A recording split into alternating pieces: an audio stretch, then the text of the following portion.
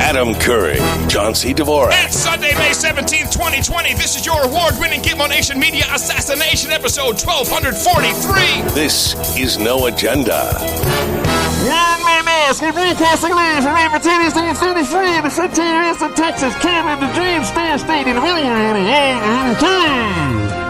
And from Northern Silicon Valley, I believe Adams turned into a Democrat. I'm John C. Dvorak. It's Crackpot and Buzzkill in the morning. Yeah, I figured I'd try and see how it works with the mask, seeing as that is what we're going to be coerced into no matter what we want. Well, I've read these orders, and none of them say you have to be wearing a mask all the time. Correct. You do not. So why are people wearing the mask all the time? They're wearing them in their car. They're wearing them at home. Yeah. I have done some investigative work on this.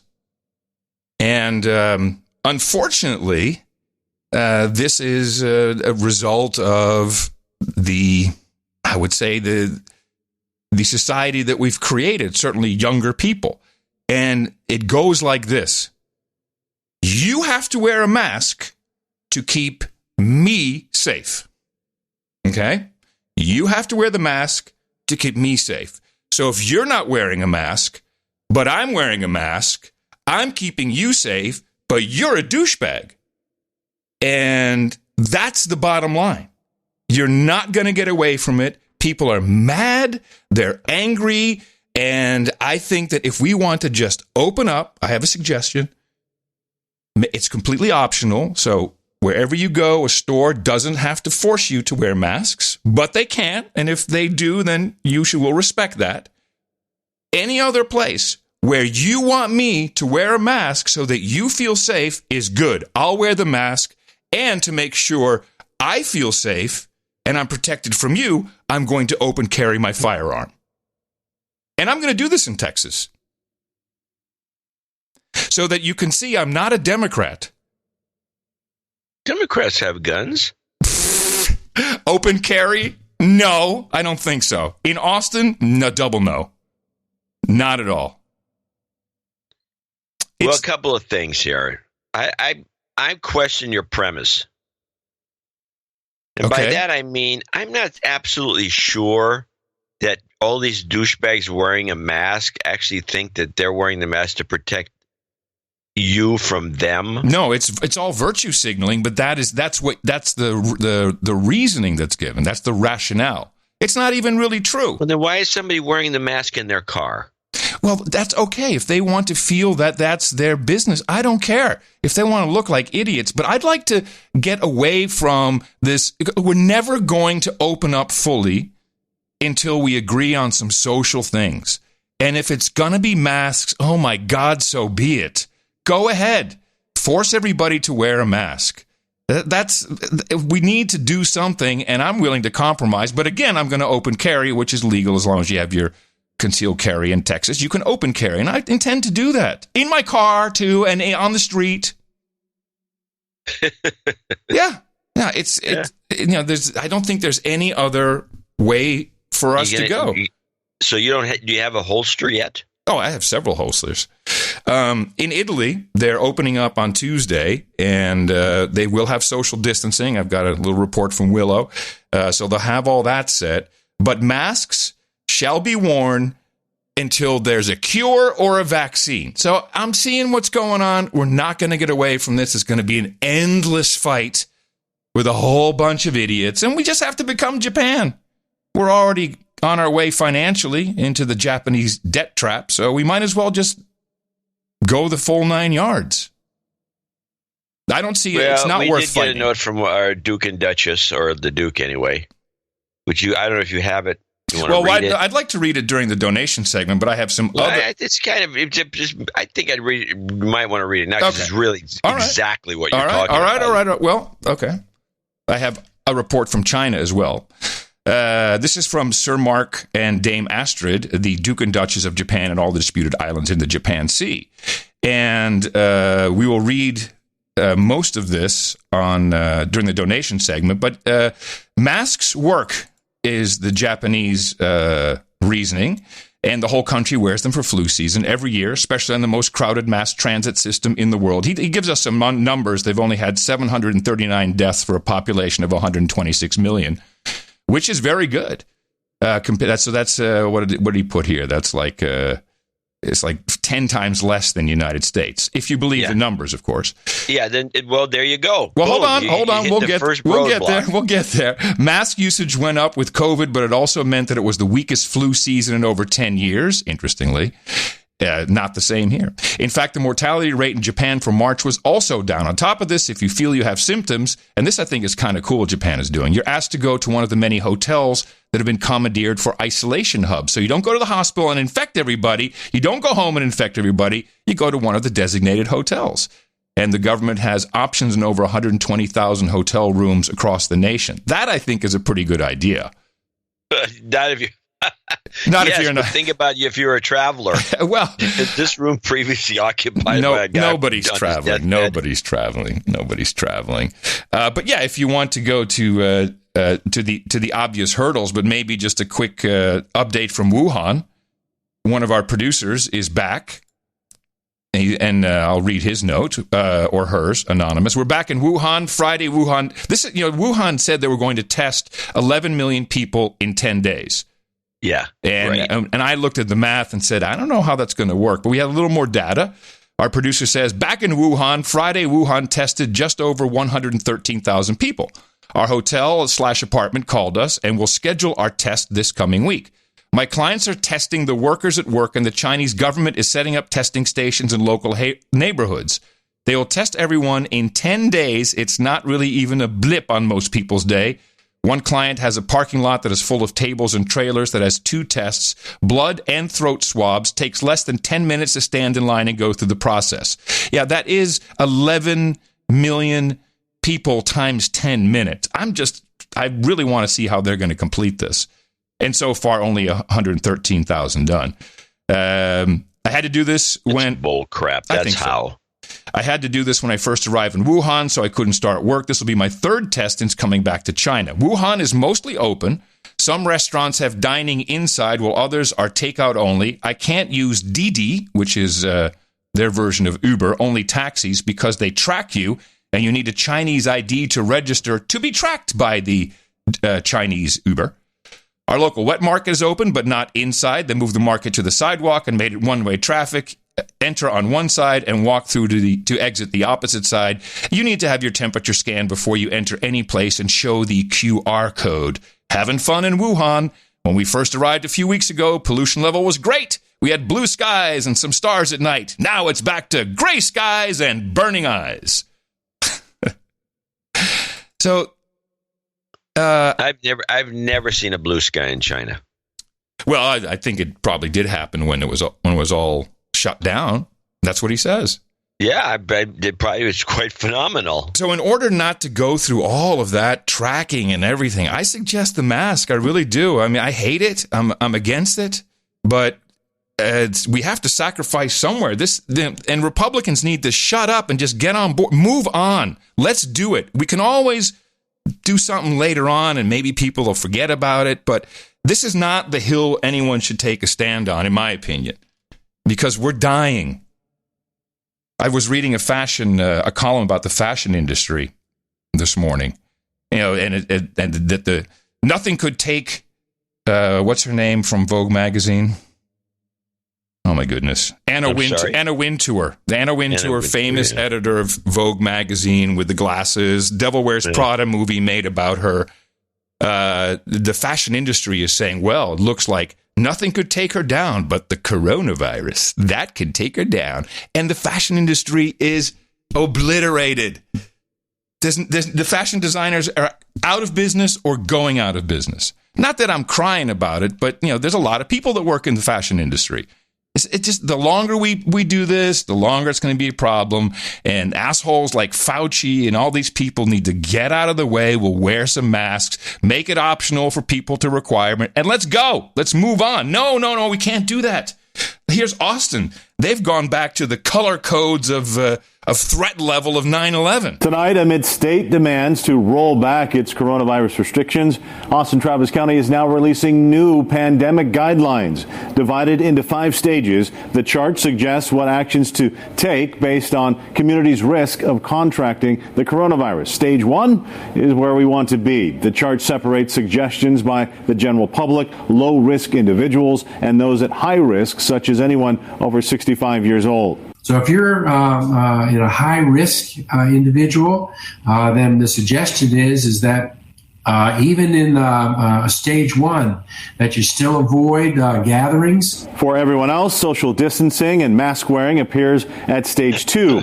Austin Public Health says we're in stage 3 right now. This means avoiding groups of more than 10 people and avoiding non-essential travel. Mayor Steve Adler says hitting stage 5 means the city is in a pretty bad place and needs to take extreme measures. You look at this thing, it's like a grid with colors and numbers, and and it's reverse order, so stage 5 is worse, stage 1 is good.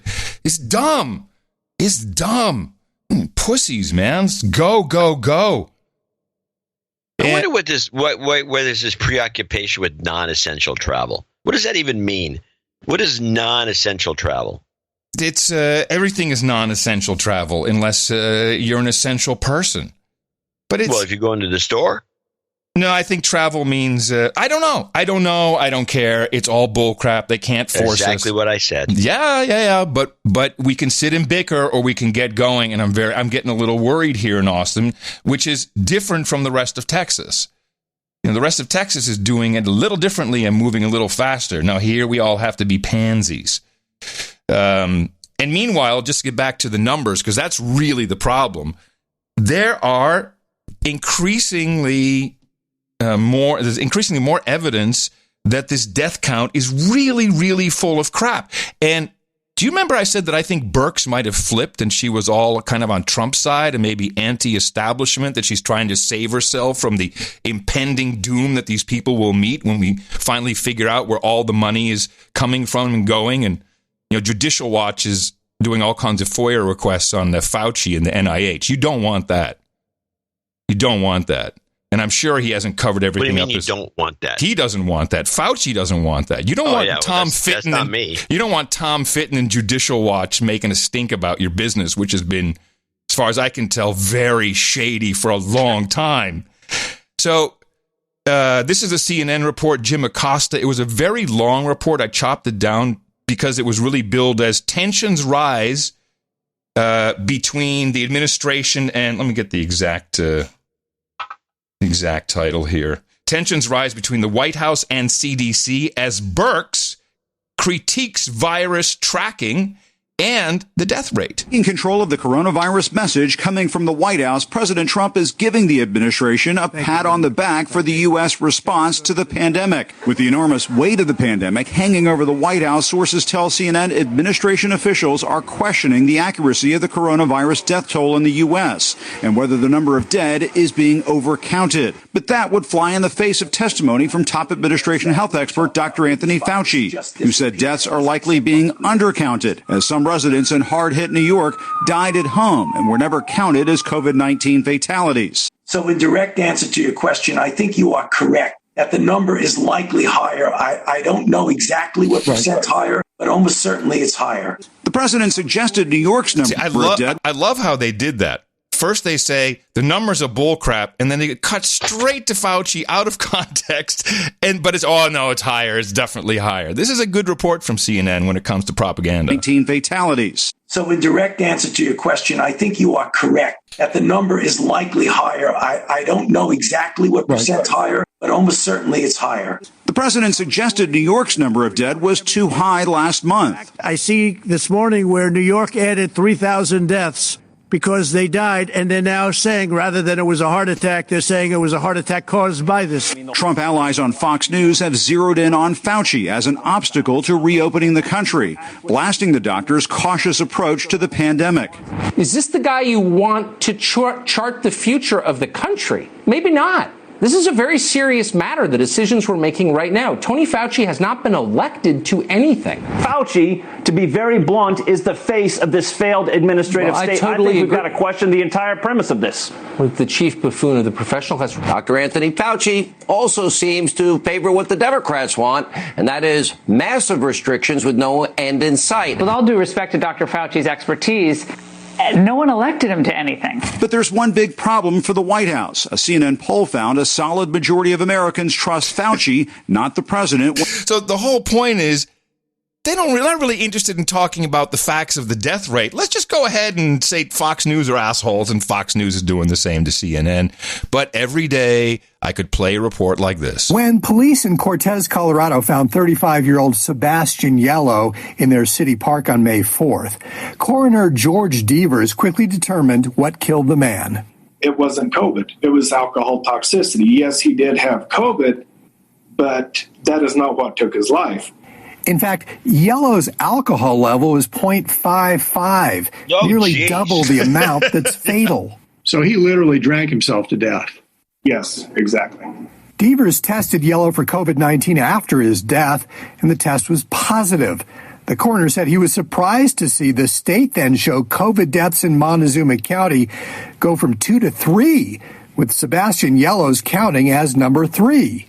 Before the death certificate was signed, they had already listed it as a COVID death before the death certificate was even signed. Devers said he's been trying to get the state health department to explain how a case of fatal alcohol poisoning was classified as a COVID death. And they should have to be recording the same way that I do. They have to go off the truth and the facts and list it as such.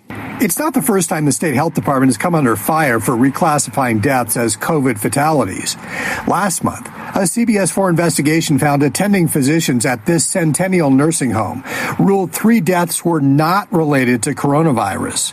But since the residents had tested positive for COVID-19, the state then listed them as coronavirus deaths. There you go. Every day you could have one of these reports every single day. But We've just done ignored. one every show since it started. Exactly. Since the beginning, we've done one of these. There's just, this is, you don't see, where's the other reports? In other words, if we're undercounting, how come we don't have these outrageous reports constantly? No, we can't have that. There'll be none of that. I put in the show notes. It's not doable. I put in the show notes a report from BMJ. That's a big deal. What does BMJ stand for? Something medical journal. What is it? The BMJ? British Medical Journal? I think it's. Let me see. BMJ. I think is BMJ.com. Let me see. What is it? Oh, BMJ. Yeah, BMJ.com. Oh, the leading. Yeah, there it is.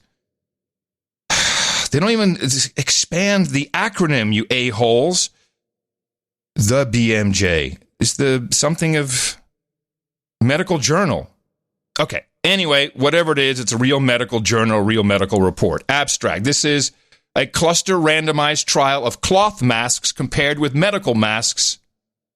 And the objective was to see if there's a difference, what is good, what is not good. It's all marked up. One of our producers actually was kind enough to do this. Conclusion, the study is the first of cloth masks, and the results caution against the use of cloth masks, which is what we're all using because, we don't have enough disposable medical masks.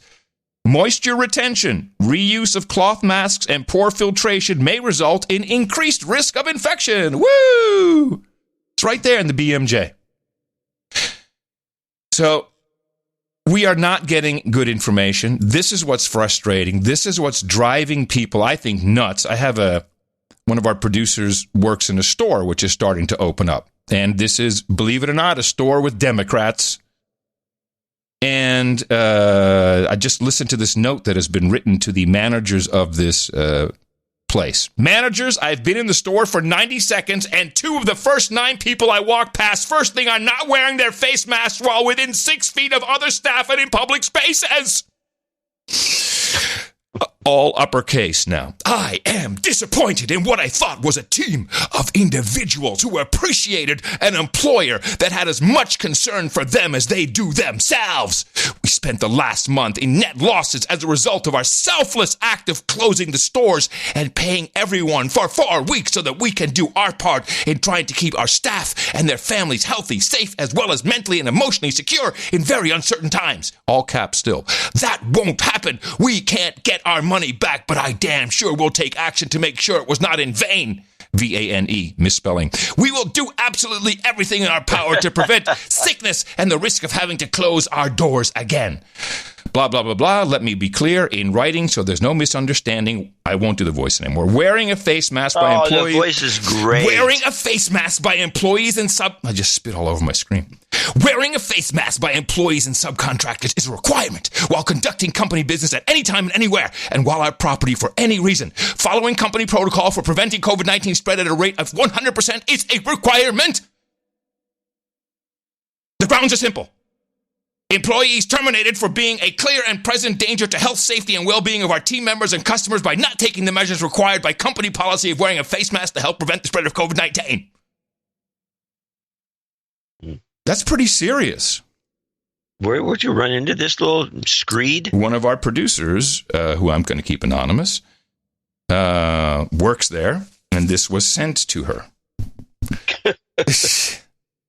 Yeah, it's really...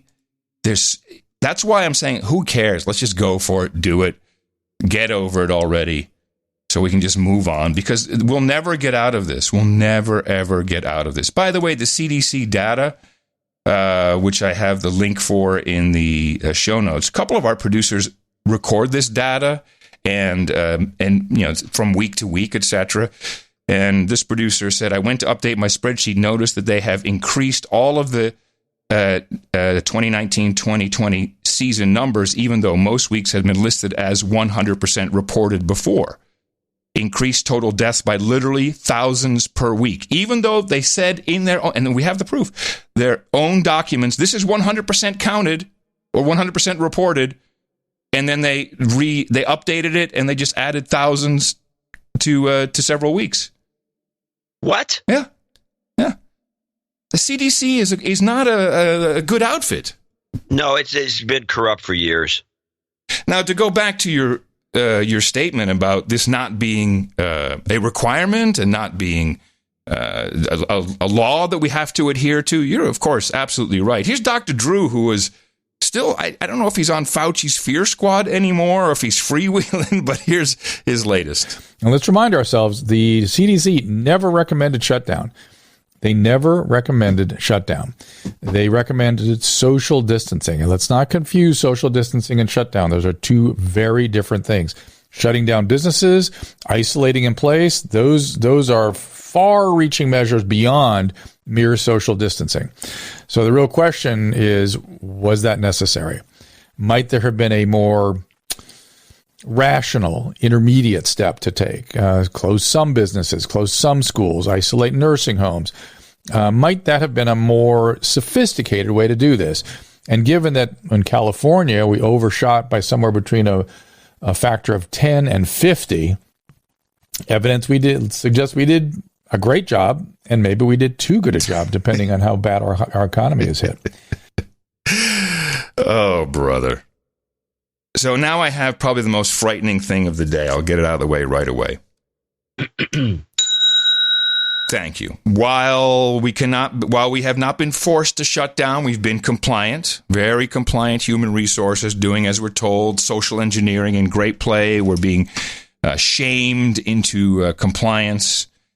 And the ultimate question is, when a vaccine comes around, how is that going to work? Now, we'll probably dive in later into this Rick Bright character who keeps coming back, who was slated to be the guy running the program. Now the military is going to do that. We'd already said, I think, a couple weeks ago, there was going to be Warp Speed. Operation Warp Speed was the get the vaccine done and out and ready for distribution by January of 2021.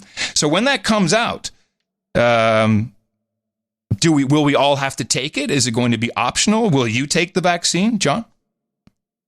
No, nobody in the family's taking this vaccine. And what if you were forced to take the vaccine? That's not going to happen. Here is constitutional lawyer Alan Dershowitz. Let's be very clear how we break down this issue. The city of New York, the state of New York, has the power to close a park based on their view that it would be helpful in defeating the pandemic. Absolutely no question about that. The Supreme Court has case after case after case saying that public health justifies closing down parks, closing down public areas. The next question is, does the governor have the right to do that? Governors generally are not authorized to make the law. They're authorized to enforce the law. So you'd have to look to see if there were legislative authority allowing the governor to close the park. If there is, then it would be legitimate. Let me put it very clearly. You have no constitutional right to endanger the public and spread a disease, even if you disagree. You have no right not to be vaccinated. You have no right not to wear a mask. And if you refuse to be vaccinated, the state has the power to literally take you to a doctor's office and plunge a needle into your arm if the vaccination is designed to prevent the spreading disease. If the vaccination is only to prevent a disease that you will get, for example, if there's a disease that will kill you, you have the right to refuse that, but you have no right to refuse to be vaccinated against a contagious disease. Public health, the police power of the Constitution, gives the state the power to compel that, and there are cases in the United States Supreme Court. Holy crap. I was not aware that that was constitutionally somehow possible. Well, I'd like to hear other interpretations. Dershowitz has got one opinion about a lot of stuff. Right, but we typically like what Dershowitz has to say. Can't just because you disagree, you can't say yeah, I know, but he's become a bit of a arm waiver recently. I mean, what he's saying is probably true, but I'm sure there's other ways of dealing with it. Well, it's not going to happen. We're not going to get a shot. Oh, well, I mean, did you remember H1N1, the swine flu? Yeah, we're still waiting for that. Still waiting for the vaccine. We went on this show, we discussed, there's going to be two. Remember the whole rigmarole is going to have to be 2 shots, maybe 3, and then it's going to come to 1, and then become part of the flu shot, and there was all these different things. That's what the era when people because I took pictures, I put it in the newsletter, where they were giving the shots out in Albany. They had a line. Oh, I remember that. Like opening a Star Wars. The public will line up for this shot to such a degree. Yeah. That they're not going to force anyone to get the shot because there's going to be so many people getting the shot. They're going to probably run out of it. Yeah, that's a good point. They'll line up. They'll be lined up a mile long. And as the president says... Do you mean a fully approved vaccine for everyone, the full public, or a partially approved vaccine with emergency use? No, we're looking for a full vaccine for everyone that wants to get it. Not everybody's going to want to get it. There you go. But we're looking at a full vaccine. Is that a correct statement? Yeah, Will. Please. Yes. So the answer. What is the question? We're looking at a full vaccine. What is that? Like a half? Hey man, I'll take a quarter vaccine. In context. She was asking, "Are you going to something that's not quite fully approved?" I understand. Looking at a full vaccine. Is that a correct statement? Yeah, Will. Please. Yes. So the answer is yes. We're working for a fully approved vaccine, but we'll also use the tools we have, for instance, emergency use authorization as appropriate. We use all of our regulatory tools to bring vaccine available for the entire American population by January. Okay, and then, Mr. President, could you just clarify, why are some of you wearing a mask and why are some of you not wearing a mask? Oh, please. We've all been tested. I've been tested. We've all been tested, and we're quite a distance away, and we're outdoors. So I gave them the option. They could wear it or not. So you can blame it on me, but I gave them the option. We could wear it or not. So the president is there saying kind of what I'd like. Optional vaccine, optional masks, and also optional open carry. So Rick Bright was the guy who has traditionally for many years, he's been in and out of government and back to the pharmaceutical industry multiple times. And he is the guy that was supposed to be in charge of the vaccine. This is the BARDA the Biomedical Advanced Research and Development Authority, and this was unceremoniously taken away from him as he was pushed out. And now, of course, he's a whistleblower. So, he has a job. But listen to this guy's career, and you start to understand why you really don't want him in the business of vaccines. In this case, certainly. As he started, in Atlanta, Georgia, Vaccine Research Center, 98 to 2002, he worked at the CDC in Atlanta, where he studied influenza A virus and the H5N1. From 2000 to 2003, he went to the pharmaceutical industry, which is always great when you're in government, and then you go to the private industry, and then you can shepherd stuff in.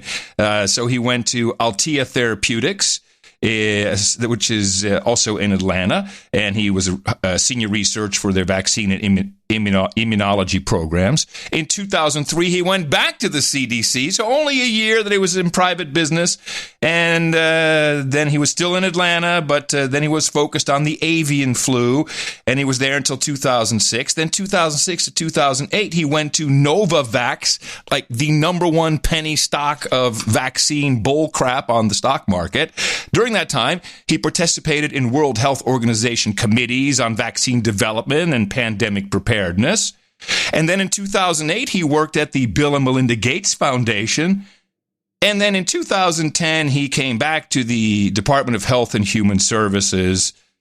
So the guy is way too entrenched in the pharmaceutical business. I don't think you want this guy running the show, and the fact that he's so pissed off about it and so angry that he's become a whistleblower, I think tells us... I'm sorry? Go on. I think that tells us that, this was not the way it's supposed to go. We are going to learn eventually so much about the pharmaceutical and medical industry and all the egos and all the money that takes place, and it's going to blow us away because the scandal and the bullcrap and the money is 10 times bigger than movies, especially I love the your ego. Optimism. Today, this is Rick Bright testifying because, of course, we got to testify. Today, the world is confronting a public health emergency unlike any we've seen in over a century. We are facing a highly transmissible and deadly virus which not only claims lives but also disrupts the very foundations of our society. The American healthcare system is being taxed to the limit. Our economy is spiraling downward, and our population is being paralyzed by fear, stemming from a lack of a coordinated response and a dearth of accurate, clear communication about the path forward. Americans yearn to get back to work, to open their businesses, and to provide for their families. I get that. However, what we do must be done...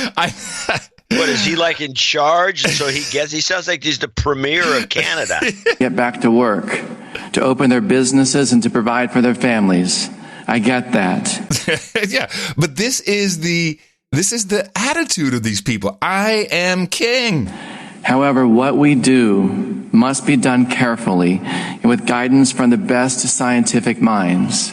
Our window of opportunity is closing. If we fail to improve our response now, based on science, I fear the pandemic will get worse and be prolonged. Yeah, this is my favorite part, is now we're bringing it all back around to science and trust the science. Yeah, this is because the Republicans in particular don't believe in science. There will be likely a resurgence of COVID-19 this fall. It'll be greatly compounded by the challenges of seasonal influenza.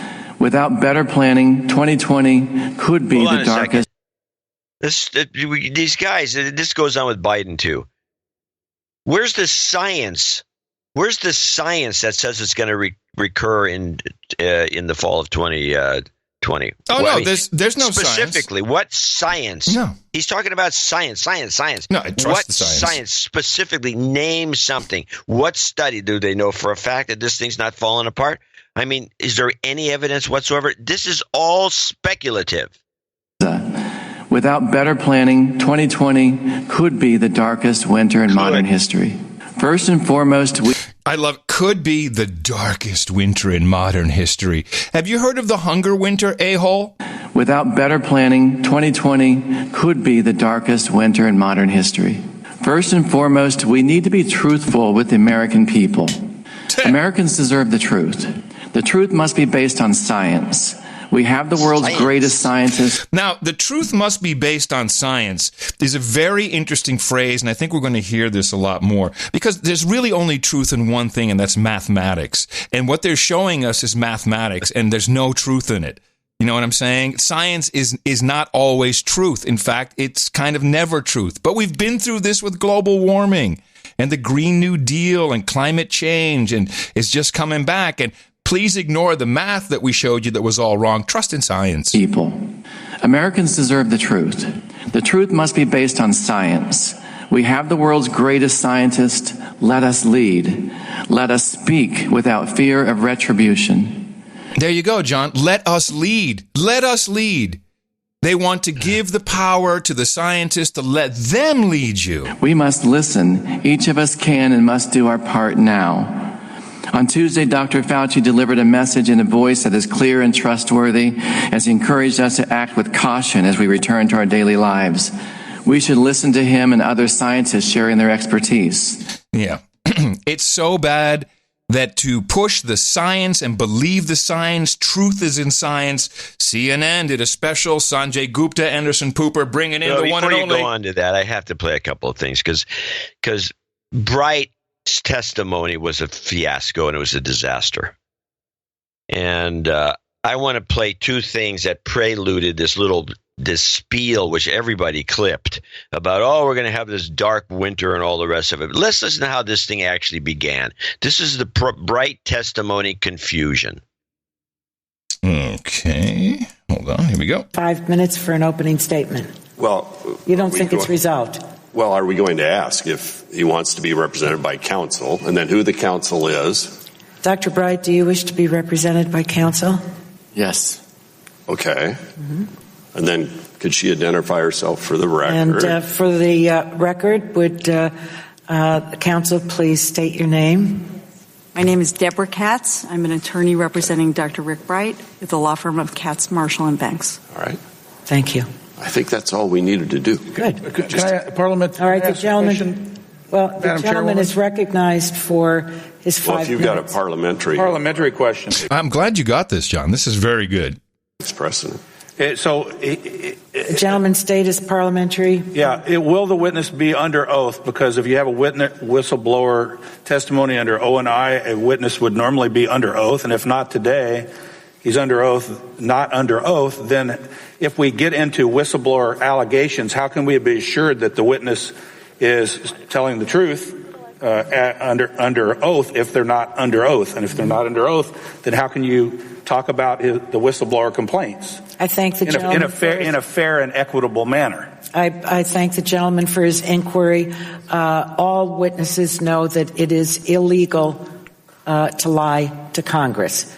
And in our subcommittee, unlike O&I, they are the only subcommittee that, it's a practice. That's true. It's a tradition, but we don't swear people in. But witnesses know that it is illegal to lie to Congress. USC 1003 or something, I believe. Thank you. Now, a couple of things. One, that's just Anna Eshoo that's heading this subcommittee, and she doesn't know what she's doing. And so the Republican guy has to tell her how to do things properly, and they have to walk through a bunch of things. But this lying to Congress thing I didn't realize, and apparently there is some U.S. code. So what about James Clapper? No, that doesn't count. The thing is that we're living in a world of calling out hypocrisy, and that's all anyone does all the time. And it has no benefit. It doesn't go anywhere. It hasn't gone anywhere so far. So let's get to part two. This is another.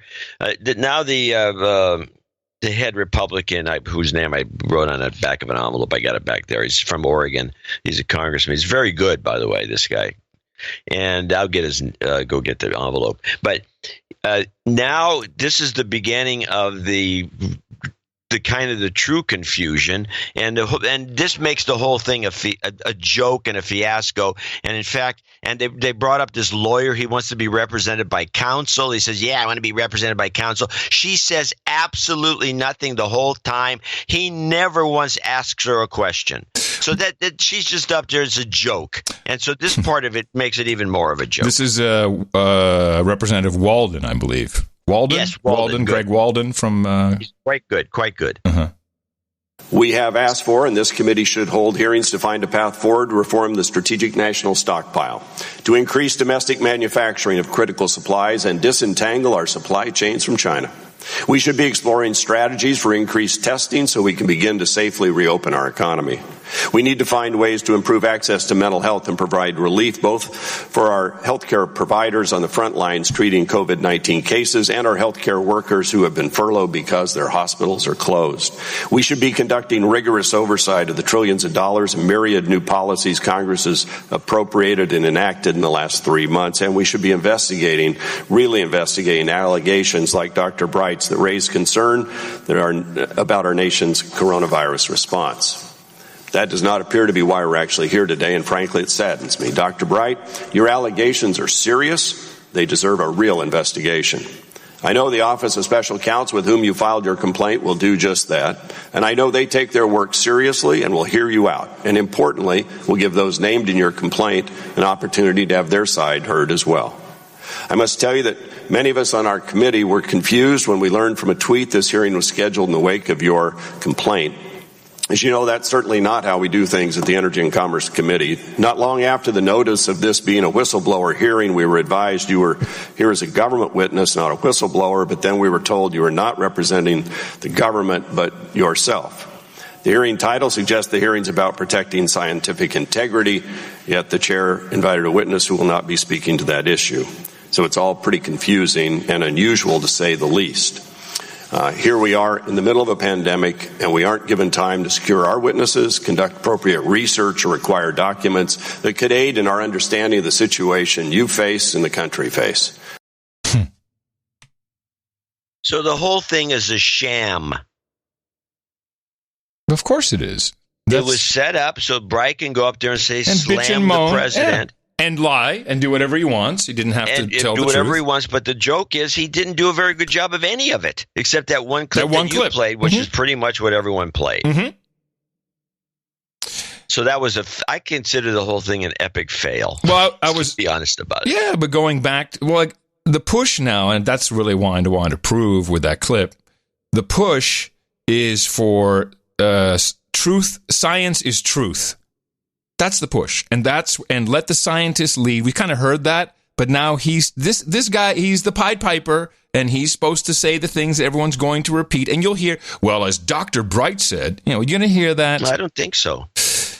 So we had the big Rona special on CNN with Anderson Cooper and Sanjay Gupta, and there she is, the expert when it comes to science, all things science, the ever so idealistic Greta Thunberg. I've seen you talk about online, too, is just how important it is to listen to experts and listen to science. And this is a time when, I was not a very good science student when I was in school. But this is a time, it seems, that the global scientific community is so critically important. And we're really seeing just how important it is to follow science. Yes, exactly. And I hope that... What is she? Is she a PhD? Oh, yes. Listen to her message. She'll do 50 seconds of the same thing. We can see now the scientific community are stepping up, and they are speaking up more than they've done before. I got to tell you, for a 16-year-old Swedish girl, the term stepping up, like the scientists are stepping up, is an odd thing for her to be using, just in my opinion. I don't know. Is that how kids talk about that? Oh, the Swedes, that's all they talk about, stepping up. Yes, exactly. And I hope that we can see now the scientific community are stepping up, and they are speaking up more than they've done before, because no, they're not. Obviously this is a crisis that would require the scientific community to speak up. And I hope that people really, it feels like science is getting, the role of science is changing now. It's becoming more, people are starting to realize that we are actually depending on science, and that we need to listen to scientists and experts. And I really hope that we that stays, and that also is for other crises such as the climate crisis and the environmental crisis, that we actually understand that we have to listen to the scientists. Don't you think that the climate folk are freaked out about this whole situation, because they've been talking about being put on the back burner? They've been taken off the stove. They're back in the pantry where they belong. Yeah, I think so. That's why it's important to have Greta back on the scene so she can maintain her profile. People forget pretty quickly. But I'll tell you, okay, we have Anderson Cooper. Like you said, the big three there was Anderson Cooper, who admittedly says he was a lousy student, and he flunked science, so he's an idiot. And so then you get Greta Thunberg, who's a kid. She's just a kid. Let's face reality. And then you have the MD, a doctor. Yeah, but Doogie Howser was only just a kid. Doogie Howser was only just a kid as well, you know? It's like the kids can be very smart. They can be geniuses. Remember who you're talking to, your average CNN viewer. The CNN viewers, which is a small group of people, let's face it. Yep. It's under 1 million, generally speaking, we probably have a bigger audience. Probably is the dumbest audience that watches television and thinks they're keeping up. Well, because you have to imagine that you think you're keeping up because it's all about news. Oh, no, it's opinion. It's all about opinion. The Central Intelligence Broadcast System, I think, really did a good job in pitting the two main people that it's all about. Who's going to lead us? That's what it's coming down to this week. I haven't seen the Sunday shows, but I'm sure it's part of it.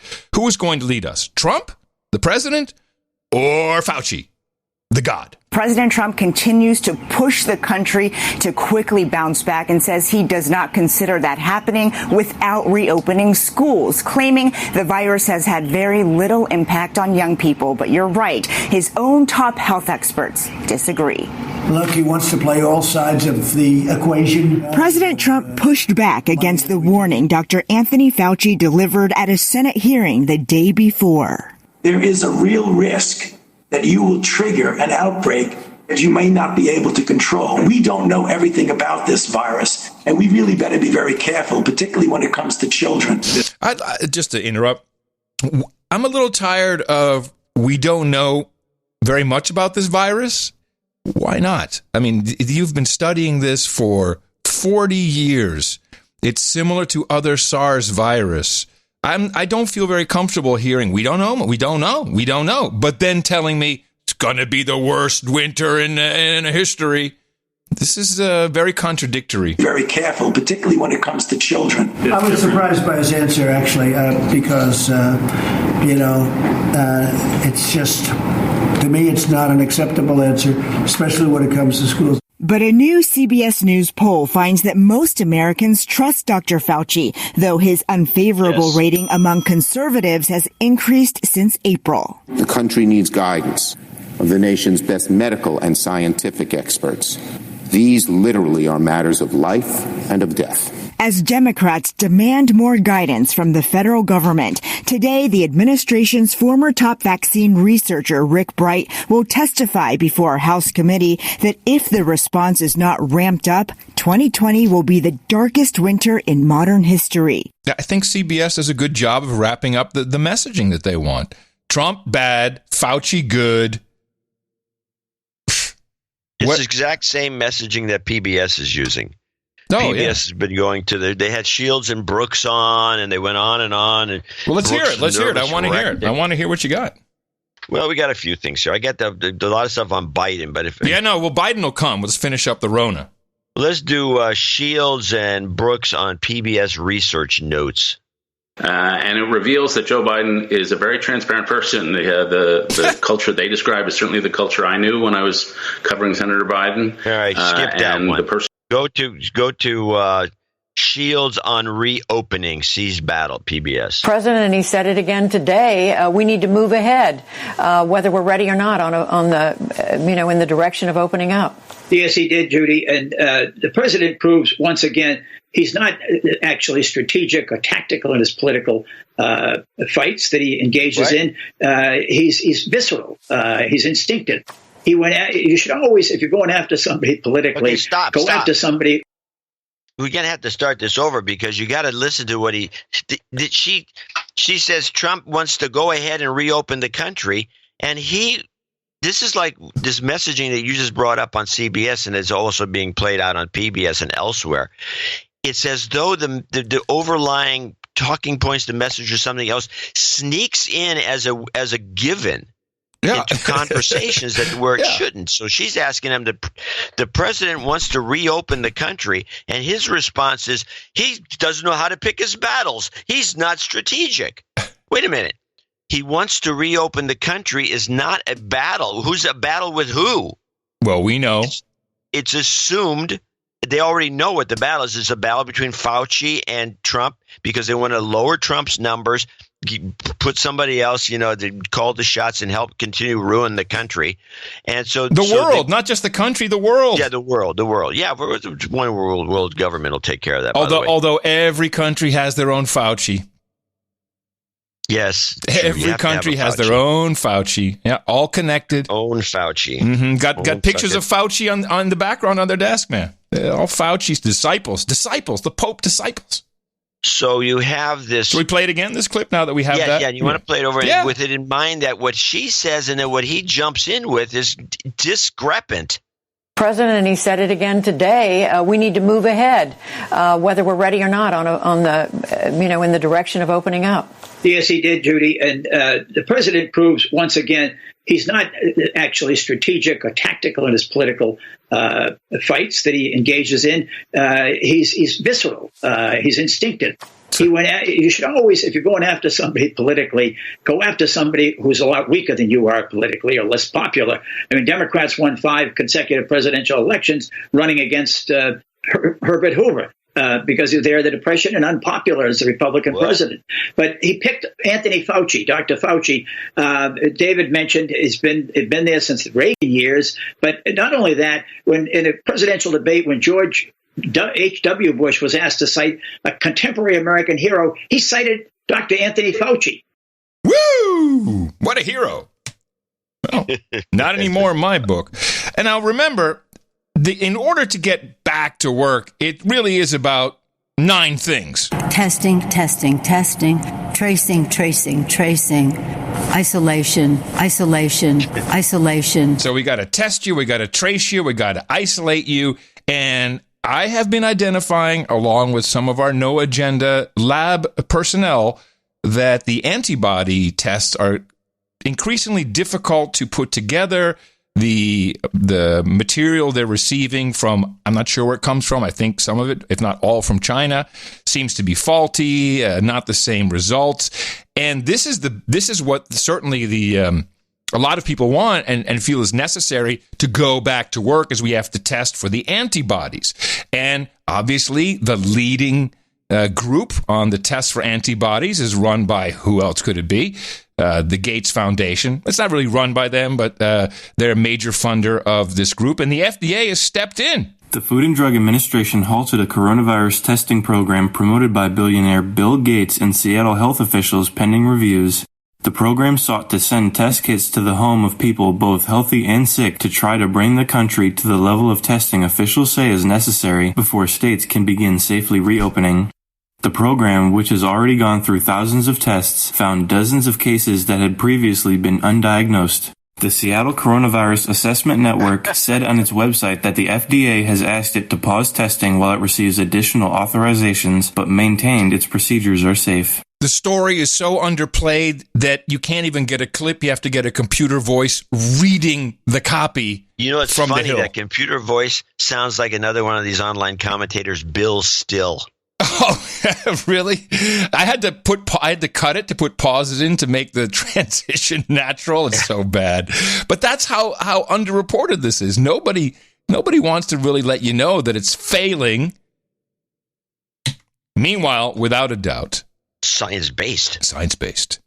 New York has some great ideas for getting back to work.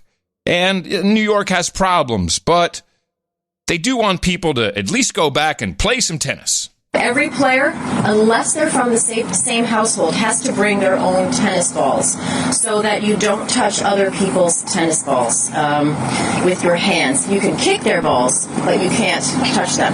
Okay, is that ISO worthy? You can kick their balls, but you can't touch them.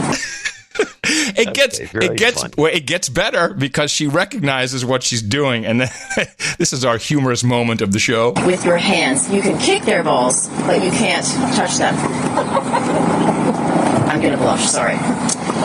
Of course, if you're playing with someone in your household, you can touch those tennis balls. To avoid confusion between whose balls are whose, you can use a marker like a Sharpie to mark out, to put an X, to put someone's initials on that. I give her high marks for that. High marks. I love it that everyone's cracking up. We just needed that moment of like, oh, okay. I feel so much better now.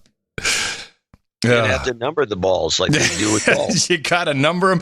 And the ball boys, they can't be grabbing everybody's balls. They can only get the balls on their side from their team. You can only touch your team's balls. It goes on forever, obviously. You can have a lot of fun with this. I have, since it's also being obfuscated, I have an update from a New York City nursing home where a good half of all of New York City patients died. Would you like to hear this from a dude named Ben who works in IT? So the what we've been discussing and what is death mills of New York. What is on our radar is the fact that the governor signed a number of orders which really put sick people back into the nursing homes without proper separation, without, not all of them, but really unprepared, and that infected a lot of people and killed a lot of people. And he doesn't want to own up to it. I don't think he will. I think I'm not blaming him specifically. Shit happens in an emergency. This is not a good one. But, I don't want to talk about the hypocritical nature of it. Obviously, we know if this was a Republican who had done it, the media would have been talking about it. But even Fox News isn't really talking about this. No one wants to know. So here's our report. Boots on the ground. Dude named Ben. That's not really his name, but a dude named Ben who works in IT for a large New York City nursing home. A few facts about how our Governor Cuomo has handled this vulnerable population. From the beginning, we were told by the government and New York State Department of Health that we cannot test staff and residents as there is not enough testing supplies and hospitals are more important. That's mistake number one. The only way we could test a patient was to transfer them to the hospital. Then they were tested. The only way we could test staff is to have them go to their private doctor, get them to call the state testing hotline, and if symptomatic, get an appointment for a testing center. Therefore, there was a very low death rate reported by nursing homes since they couldn't test and therefore could not confirm the deaths were COVID-19 related. Then Cuomo ordered all nursing homes to accept COVID-19 positive discharges, that's people, from the hospital. Most nursing homes are unprepared for this, do not have sufficient PPE or staffing, nor the ability to isolate. We partnered at that time with a large New York City hospital system, created a dedicated COVID-19 recovery unit, and gladly accepted positive patients once we put in place the appropriate infection control procedures and received sufficient PPE from our hospital partner. Then Cuomo woke up and realized many nursing homes were not equipped to handle COVID-19 positive patients, and the death count went up and issued another executive order forbidding nursing homes from accepting COVID-19 positive patients. They will surely back up hospitals and create an artificial surge. Then Cuomo mandated, this is crazy, that all nursing home patients and staff be tested. We had a team of 20 from the Department of Health here this week, tested all residents and staff over 4 days. We now have to put a plan in place by May 20th how we're going to continue to test staff twice a week, even though there are not enough testing supplies, lab capacity, logistical ability, nurses and doctors to swab, and cost of millions of dollars per month per facility will become a financial hardship. If we don't have a plan, we risk losing our license, and I really don't look forward to having my brain poked an additional 2 times per week going forward. You two are so spot on in much of your analysis. Thank you for all you do to spread the truth, analyze each issue. Stay safe, keep your 6-foot social distance, figure out how to wear a mask during haircuts. Thank you. So again, Cuomo certainly, but I think in general, doesn't care about the elderly, doesn't care about old people, cares about the hospital and the money that they can make. I'm just going to say that. And the state and getting a bailout. He did not care for the actual people who needed No, he's about the care. money. Yes. And it's disturbing. When you read this, it's disturbing insofar as he's like worshipped along with Fauci by the Democrats, and especially the ones that kind of hope Biden moves aside so Cuomo could take over. You know, we've already shown on this show that that's not even a possibility because Cuomo's commentary where he says America's never been a great country, which is all you have to do is just keep playing that audio forever, and then he's never going to get a vote. Yeah, it's the dumbest thing anyone could ever say. Yeah. So, as a politician, I mean, people can say it, right? But it's just all of it is crazy. just it's so sad. I mean, we're arguing about the wrong things, and no one, and the media, of course, has not been your friend for a long, long time. But it's just gotten so bad, very bad. A lot of people who get notes from is saying that the media. I mean, the media has been bad for a long time, and we've documented it for the last 10 years. And then as we go back in history, you go back to the Gulf of Tonkin and those other things that took place. Sure. The media fell off the side. The media's never been any good. Well, and it was interesting. I was talking to the keeper about the church commission. I think she said, has it always been like this indoctrination into the media? I said, yeah. In '75, there was a big hearing, the Church Commission, and the CIA sat there and said, we have people on staff or who send in stories to reporters in the printed press. And then the question came in, well, do you have anybody at a major television news network? Well, that had to be discussed in private setting. And the same for anyone at the New York Times. Well, we think we should discuss that in private setting. So, yes. And if you think it went away, it did not. So why would it?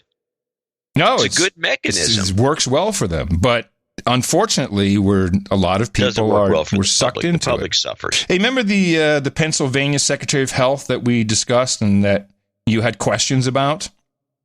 The secretary's appearance? Have you ever seen the appearance of the health secretary from Los Angeles? Well, let's stick with Pennsylvania for a second. Yeah, go on. So you were your hunch was correct. We didn't know much about the secretary. Oh, the transsexual woman. The transsexual, exactly. Yeah. Trans woman. Well, there was a guy who's not you, who pretty much got canceled because he too made fun of the health secretary of Pennsylvania. And here's a little story about it. Robert Portogallo is the owners of Peppers and At here in Braddock, super popular restaurant in our region. But Portogallo is coming under fire for recent Facebook comments that he posted on his personal page, comments that some say are transphobic. These are the Facebook posts that Robert Portogallo shared on his page. Now, what's interesting is what you see is a picture of him with a wig on and looking like and then you see a picture of the Secretary of Health next to each other. Above that, which I think was funny and the actual joke, this is not a trans joke, was a picture of Wayne from Wayne's World. With the stupid glasses, looks exactly like the Secretary of Health. So I think he was saying, "Oh, you look like Wayne from Wayne's World." Separated at birth. Yeah. Tagging his restaurant, Peppers and At. In one of the posts, Portogallo is wearing a wig, glasses, and pearls, appearing to mimic the look of Pennsylvania's Secretary of Health, Dr. Rachel Levine. Oh, what an outrage! Who is a transgender woman. Another post shows Portogallo appearing to impersonate Dr. Levine, holding a news conference conference around rolls of toilet paper with the caption, "Now we know who hoarded all the toilet paper." While Portogallo says his intent was to be funny, members of the LGBTQ community aren't laughing. And you should see this video.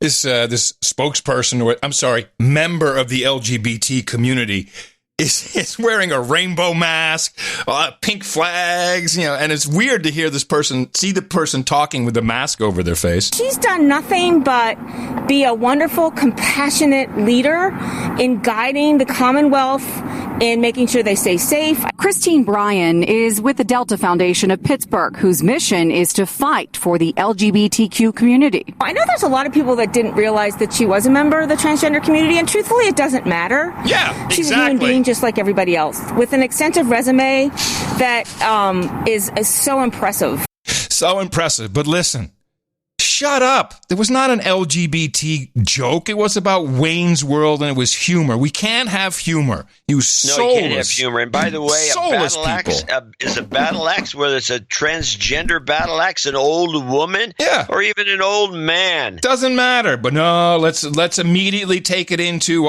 and by the way, it's okay to make fun of the president and his orange hair. Orange man bad. That's okay. But oh no, this immediately has to be taken into LGBTQ. Shut up.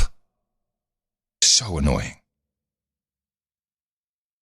Yes, the appearance bigotry needs to be consistent. In Texas, if you can mock the president for being orange, or a clown, or whatever you want to call him, let it be. You're open. It's open game. It's open, so you can go after anybody. You'd think, but no. Let's see. Yes. So the final things I have is what's going on locally here in Texas, as there's a lot of pushback from people who want to open up. And, there's what we're seeing now across the country is some of the more rigorous mayors and or more mayors than anything, but governors as well. They will take away your license so you can't operate, doing anything to shame you or thwart you from conducting your business legally, which, it's legal. This is not a violation of law. It's a violation of some kind of social standards that we're now tied into. So in Texas, we have the traveling economic militias, and this is new.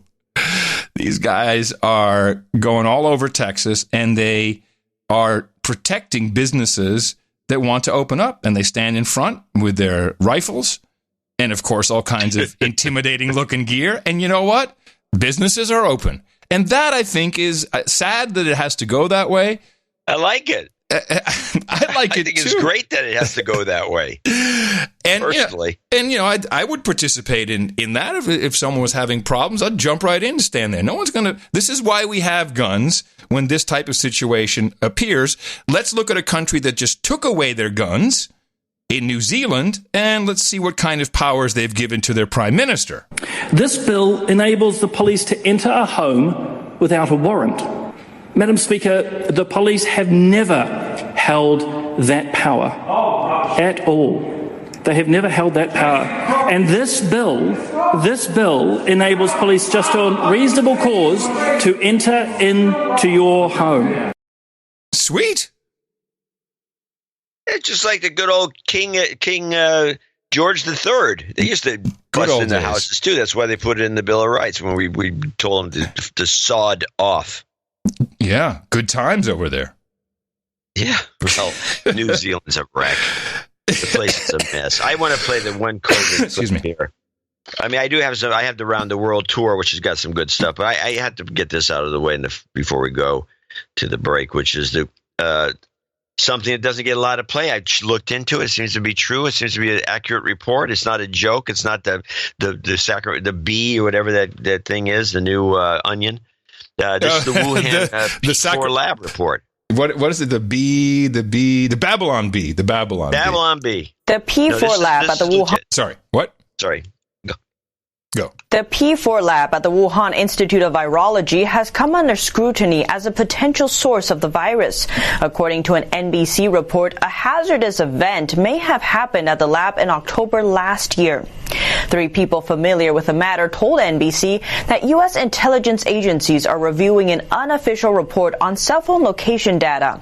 The report found there was no cell phone activity around the high security part of the P4 lab between October 7th and 24th last year. The report suggests there may have been a hazardous event there sometime between October 6th and 11th that required the lab to be closed during that time.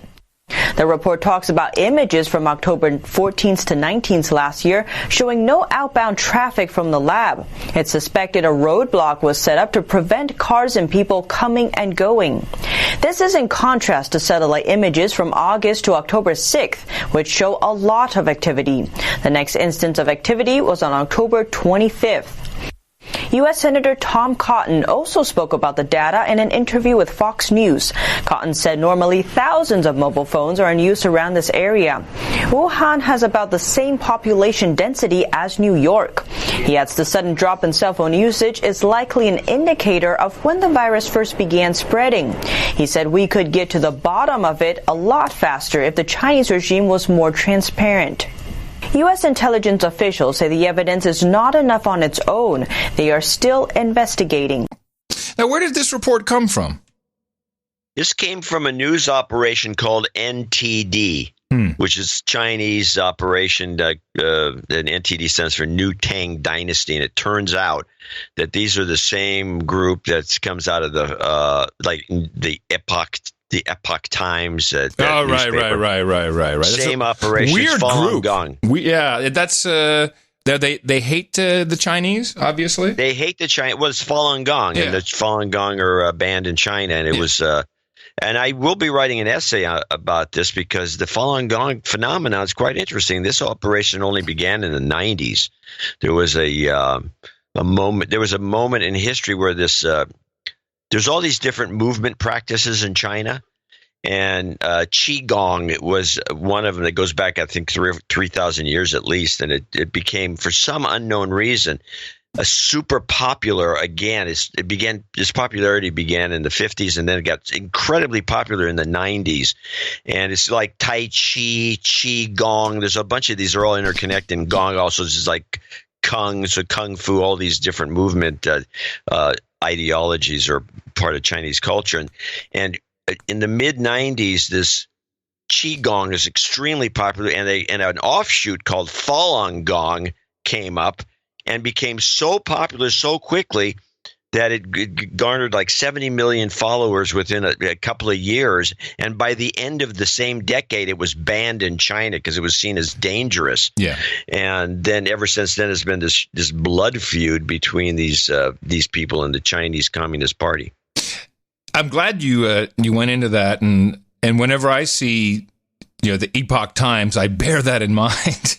They have an agenda, but I think a lot of people don't even know this, don't even know that it's Epoch Times. And what else? What's the other online thing? Well, this one here is NTD, the news service. There's also something else called Happy Morning or something they're doing. Happy Ending TV. This NTD stands for New Tang Dynasty. Oh. And the Tang Dynasty is interesting because that's the one that took place between about 600 and 900, very early in modern Chinese history.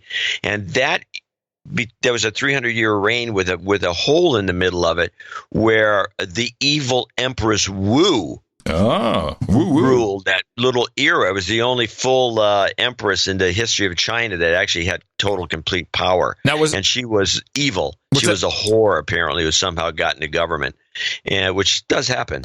Now, was that before the Wu-Tang Clan, or a little bit before, just before the Wu-Tang Clan? But all right, woo!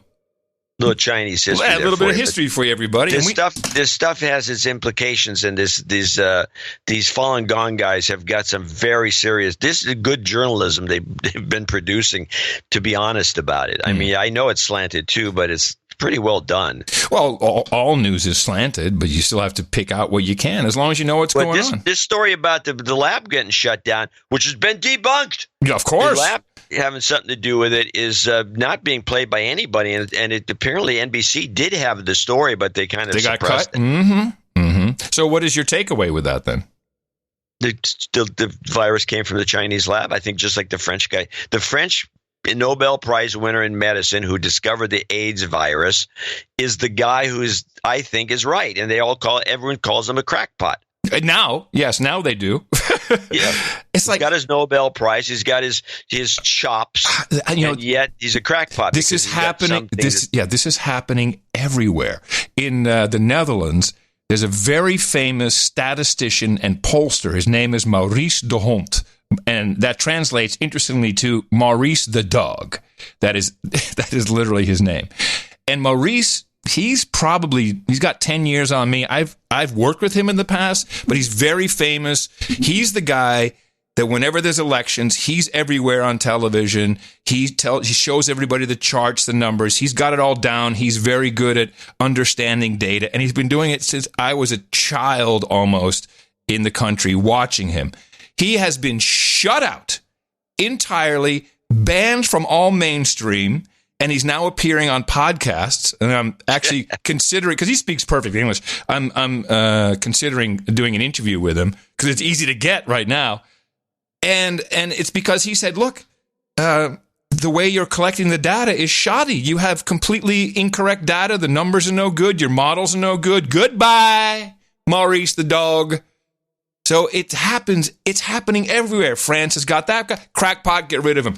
Maurice de Hond, I think his career is over. Not that he has, I'm sure he has plenty of money, but it's odd to see the guy that I grew up watching as the authority on data and statistics and numbers to be completely shut out because he had a different opinion. Canceled.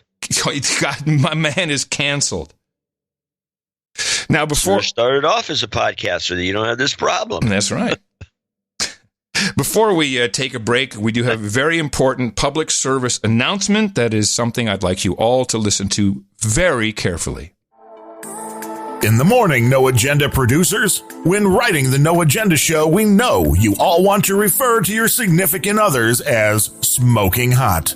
When everyone uses the same term to describe their lover, it can get quite repetitive. So when writing the No Agenda show, please consider using an alternative term, such as alluring, angelic, arm candy, attractive, arousing, banging, beautiful, bit of crumpet, bombshell, bomb diggity, breezy, cute, cutie, cutie pie, cookie, cupcake, charming, chiquita banana, dazzling, dime piece, delicious, doll-face, dreamboat, enchantress, foxy, glamorous, gorgeous, good-looking, head-turning, hottie, hot, sexy mama, knockout, lovely, magnificent, perfect 10, ravishing, sensuous, sexy, sex kitten, or crafty cougar, smashing, stunning, sensational, stone cold, foxy, titillating, tremendous, Twinkie-licious, vivacious, yummy, or simply wonderful.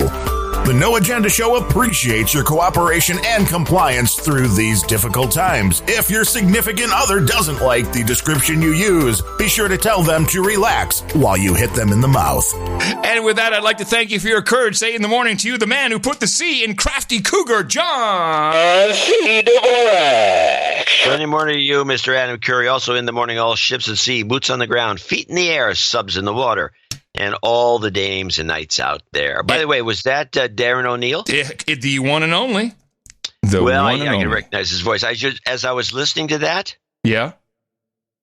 Just a message to Darren, a little positive feedback as the director. Yes, feedback. He is 1 inch away from being able to do a perfect Rush Limbaugh. Well, I hear the slot's opening up soon. Whoa. Sorry, bad DJ joke is what it does. Yeah, Darren is, he gets enough practice.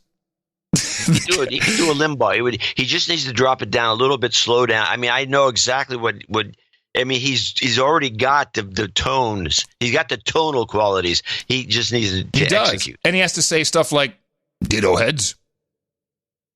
Yeah, if he does that, or mega dittos. I don't even he does that anymore, but yeah, Darren O'Neill, thank you very much. And I have to say, in the morning to our trolls there in the troll room, there's over 1,900 of them. I did a quick troll count. Thank you all for showing up and for showing your enthusiasm and helping and weighing in with your comments, which are often not suitable for air, but we do appreciate it. NoAgendaStream.com is where all of that partying takes place. We do the show live on Thursdays and Sundays. You're welcome to go in there, listen live, troll around, chat around. There are people who stay logged in for months on end, never leave. It's just part of their life. That's it. Oh, yeah. NoAgendaStream.com. And also, when you're there, hit someone up for an invite for NoAgendaSocial.com. It is our little node on the federated social network, the future of social networking. And we're there nice and early. And get in on the ground floor. Or just follow me, Adam at NoAgendaSocial.com. And John C. Is it John C. Dvorak at NoAgendaSocial.com? Is that your handle there? I think so. I think so. I don't know. You do log in from time to time. I'm there all the time. Yeah. That's why I don't know, because you just there. Logged in. I understand. Exactly. Then I'd like to say in the morning to the artist who brought us the artwork for episode number, 1242. Let me bring up our little show notes page here. This art, the title of the show was Smokin' Hot. This art done by Nick the Rat really moved people's emotions. And when art does that, it's genius. He had the handcuffs, the two arms with the handcuffs and the mask in the middle of the handcuffs as if you're being shackled by the mask. It was a dynamite piece. There was no question, I think, that this, and people responded to it. It was an excellent piece of symbolic art. And we had, there was a lot of pieces, a lot. Yeah, we got a lot of pieces for some reason, like a lot. And I would say a special commendation to comic strip blogger who did his rendition of the National Black Journalists Association. If you recall, it's oh yes, yeah, right. If you want to see it, go look at. He does these every once in a while, just to I don't know. Well, I appreciate he did it because he knew they had no way of getting this art picked. But oh man, it certainly gave me joy. So thank you for that, CSB. But above all, thank you, Nick the Rat. When Nick comes in and does it, he does it right. NoAgendaArtGenerator.com. Please go have a look at all of the fantastic different submissions. And if you want to, you can join in too. It's tough because these artists have stuff done by the end of the show. We pick the art probably about 15 minutes after we're done, after, cleaning up the opening and the closing of the show and doing the credits. We're right into that. So it's an amazing thing that they do, and fantastic value for the show as one of the few podcasts anywhere in the world that has fresh album art for every episode. NoAgendaArtGenerator.com. Thank you. NoAgendaArtGenerator.com. Thank you, Nick. Yeah, you might want to put a time code down for that. Got it. We do have a few people to thank for show 1243, and I'm going to have you read, because you read part of this note already, and you know where you read and where you didn't read. Yes. And this is from Sir Mark and Dame Astrid, Duke and Duchess of Japan, and all the disputed islands of the Japanese Sea, and they came in with $333.33. And with a whole bunch of nice pictures of themselves, their staff. They all are wearing masks and bragging about it. Yes. Dear John and Adam, thank you for your courage. The last few months of your virus deconstruction has been the best. I wanted to give you an update from the front line here in Japan, where we have dodged the bullet so far and have only 739 deaths for a population of over 126 million. That's 5.8 deaths per million. Compare that to the U.S. with 267 deaths per million. Of course, that includes people who drink themselves to death. And the UK with 511 deaths per million, which is definitely people who drink themselves to death. Japan is an incredible 100 times less than the UK. We have that. I'm curious. They must be. I bet you the Japanese are accurate with their diagnosis of death, their cause of death. What do you think? I would agree with that. I have a feeling that the Japanese are known for precision. Yeah, and everything has We're to have, not, apparently. Everything has to have a stamp and approval, so they're not going to mess around. This is why the Lexus is such a good car, the ones made in Japan. Yes. Is that why the Lexus is such a good car? Is that it? It's one of the reasons. Okay, now back to masks. And he says, we've been doing it right. Yeah, masks work. The whole country wears them for flu season every year, especially in the most crowded mass transit system in the world. You wear them so you don't give your cold to others. And people have been doing this for years, and it's no big deal, no stigma attached.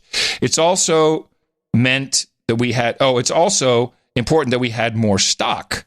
Yes, several billions of them. There was just enough to go around. Mask usage went up with COVID, but it also meant that it was the weakest flu season over 10 years. Then we went through the hotels that he spoke about. Contact tracing is big here. Not electronic, just lots of legwork. All the resources have been put on that and on phones in mass transit. Oh, no, I'm sorry.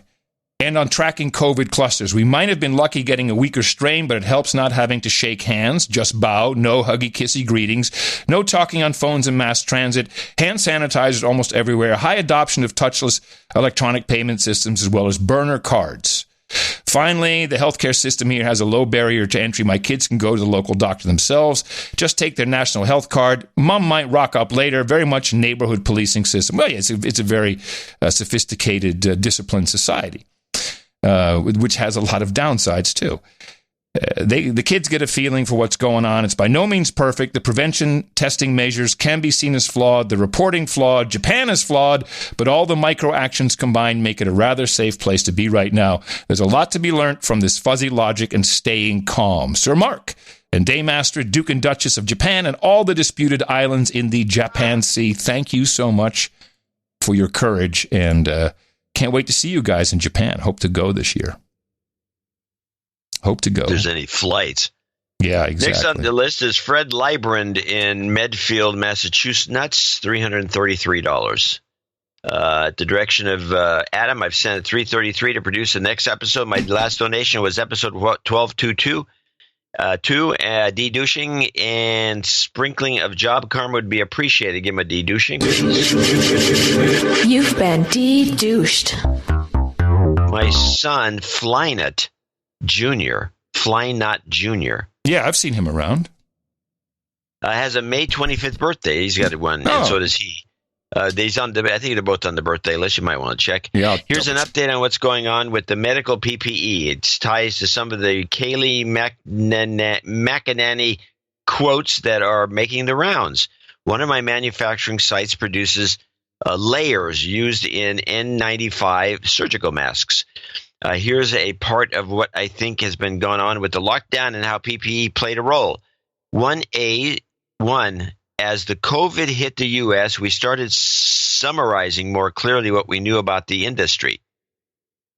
We guessed that the U.S. would make about 6 million N95 masks per day, and the government was supposed to have a stockpile of 90 million based on a 2004 paper. But when created, there was never more than 85 million. At the start of the Rona, it had about 12 million. As an example, California's first request was for 20 million. In late February, HHS said 90 million was wrong. The correct number should have been 330 million. 7 days later, HHS says the right number was really 3.5 billion.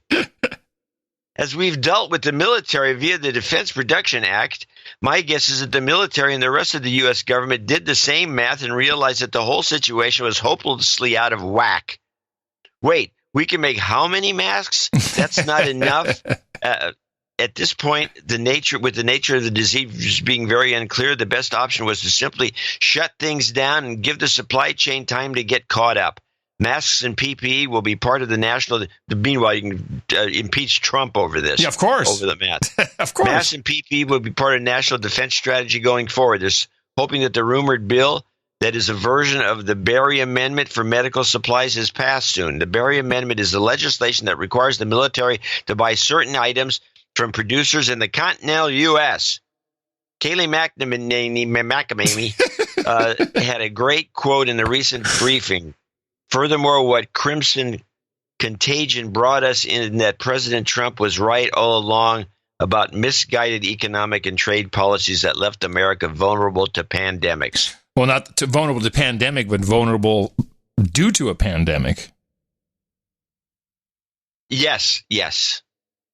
But I totally get it. So you, Fred, and Junior are on the list. Thank you very much. You see, he seems to have a thing for Kayleigh McEnany. Yeah. I think that's the first time she's ever been mentioned in a donation segment. The first 2 times. Maybe if he donates again, you can assume it's going to happen one more time. Here's your jobs, Karma Fred. Jobs, jobs, jobs, and jobs. Let's vote for jobs. You've got karma. And thank you for the support. Why don't you read this one while I look for the one after that? Yeah, this is from producer Jacob, 333, and he says, "It's Jacob, your favorite lobbyist." Yes, this is one of our lobbyist producers. Amy wrongfully said, that would be probably one of your clips, that, quote, corporate lobbying firms are being... Oh, that's right. We talked about the corporate lobbying firms being bailed out. She's wrong. There's no bailout provision for lobbyists. I think we explained that. But he says people should not misinterpret what that means. Lobbying firms, including our own, are making all-time high profits thanks to the abundance of new bailout / appropriations bills. The biggest problem, love this, the biggest problem will be a lack of lobbyists next year because so many will retire following this year of record profits. The stage, can you believe that shit? The stage 4 and stage 5 stimulus packages are coming. Stage 5 he's talking about are coming next and will likely include up to $5 trillion in new spending. This is coming from one of the money guys in D.C. So you can take that as some version of future prediction. Sent some of the record profits to your way. No Agenda producers who need help of an evil corporate lobbyist can reach us. In case you need an evil corporate lobbyist, you can reach the official No Agenda lobbyist firm at lobbyme@protonmail.com. Jacob, thank you very much for your courage, and it's appreciated, especially the knowledge that a stage 5 is coming up to $5 trillion. Woo! Everybody, he's got nothing but money. Party, man, party. Well, at least he's sharing it with us. That's good news. The associate executive producer, the first one is Arnis Selmans. I can't find any note from him. He said $289.56. He is in EE. I think is that Estonia or Estonia? Emirates? Yeah, that's Estonia. He's in Estonia. Oh yeah, Tallinn. Allow me to use my nifty new search bar in Microsoft out. No, I don't have it either. Let me see. Search. The Joanne Brady's next on the list at $222.22. By the way, Arnis, if you got something that you want us to say, we'll send it along. In 222 in Phoenix, Arizona, please accept Corona Cash. You're the best podcast ever. Thanks. Also, call out my brother Michael Brady for being a douchebag. Douchebag. Okay. Dame Jennifer. Oh, by the way, Arnis appears to be a sir, so I'm going to get that straight. Dame Jennifer's next on the list at $200. Here's to your share of the very generous contributions I've received recently regarding animated No Agenda. I still have major Rona brain, but I am so thankful I stumbled on the No Agenda almost 10 years ago. A big nutty, as bug nutty as I am lately, I shudder to think how much crazier I would be without. So in other words, she's one of the nervous wrecks. I'd shudder to think how much crazier I'd be without your show and the wonderful producers I've met along the way. No jingles, you could definitely use a huge jobs karma, maybe the Trump-Pelosi combo to shake things up. She puts that as a question mark. My answer to that is no. Why? Let's not shake things up. No, don't shake things up. You don't want to shake things up with experimental, sketchy X jingles, X is in like an experimental vehicle. The Rona has not been kind to the bottom line. Please also sprinkle it out to the producers who are having trouble these days. P.S. The 17th is my actual birthday, and I feel so lucky that this is also a show day. Well, that sounds like she should be on the birthday list. Yeah, she is on the birthday list, actually. Funny. Mm-hmm. Show day. Thank you all for your courage and support. Our tribe is amazing. Good old Dame Jennifer. And Dame Jennifer, of course, just did another fabulous episode of Animated No Agenda, which was the helicopter money. People don't understand us. They think that we really don't understand the concept of helicopter money. But interestingly, it's not. It's heli payments. It's a whole different deal. Heli payments in Ireland is not the same as helicopter payments that come from the Federal Reserve. So I thought it was. Did you see it? Did you see the? I have not. I didn't know it came out. Oh my goodness! It's your bit. I'll check it out for sure. It's very funny. Very, very funny. I love seeing my own bits. Your bits are the best. You should use a marker to make sure that no one takes your bit.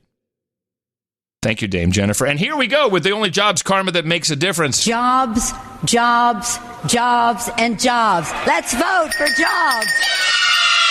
You've got karma. Today is your birthday on the list. Forrest Martin, $200, parts unknown. He should be on the birthday list. And let me see if he is. I thought I saw him there earlier. I could be wrong. Just making my yearly birthday donation, he writes. And congratulations to Adam and the Keeper on their anniversary. Also, he remembered. It's the 19th, so that's 2 days away. Thank you, Forrest. Also thanking you both, gentlemen, for everything you do, keeping people informed and entertained. I would like to get an official de-douching. You've been de-douched. As it got lost in the shuffle last year. And since my job situation has improved since I was first able to donate a year ago, a jobs karma for everybody who needs it. Jobs, jobs, jobs, and jobs. Let's vote for jobs. You've got karma. And that's our list of associate executive producers and executive producers for show 1243. It's back to our normal amounts. I think everyone's over COVID, I guess. I don't know. Well, what I appreciate the most of the shows we've done in the past couple months is people feeding back, just like Dame Jennifer said. No matter what it is, people seem to find some comfort in listening to us, and I'm proud and happy about that. But I want to thank everybody because it's the producers. Long ago, we noticed that it's better to have producers than listeners because they actually do stuff and produce and make things happen. There's no way this show would be what it is without you, without the people who support us financially, the clips. Thank you. Extra thanks to so many producers who are sending, if you send a YouTube video pre-queued with the time code, it saves so much time. Thank you.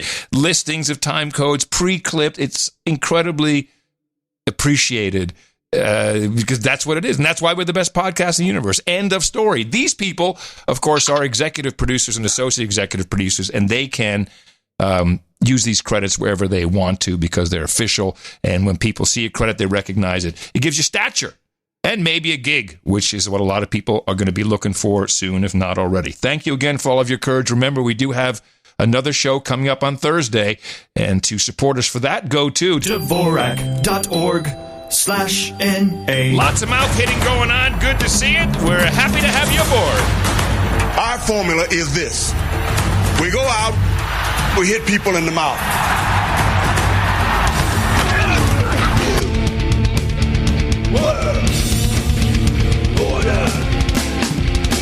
That's science. I believe in science.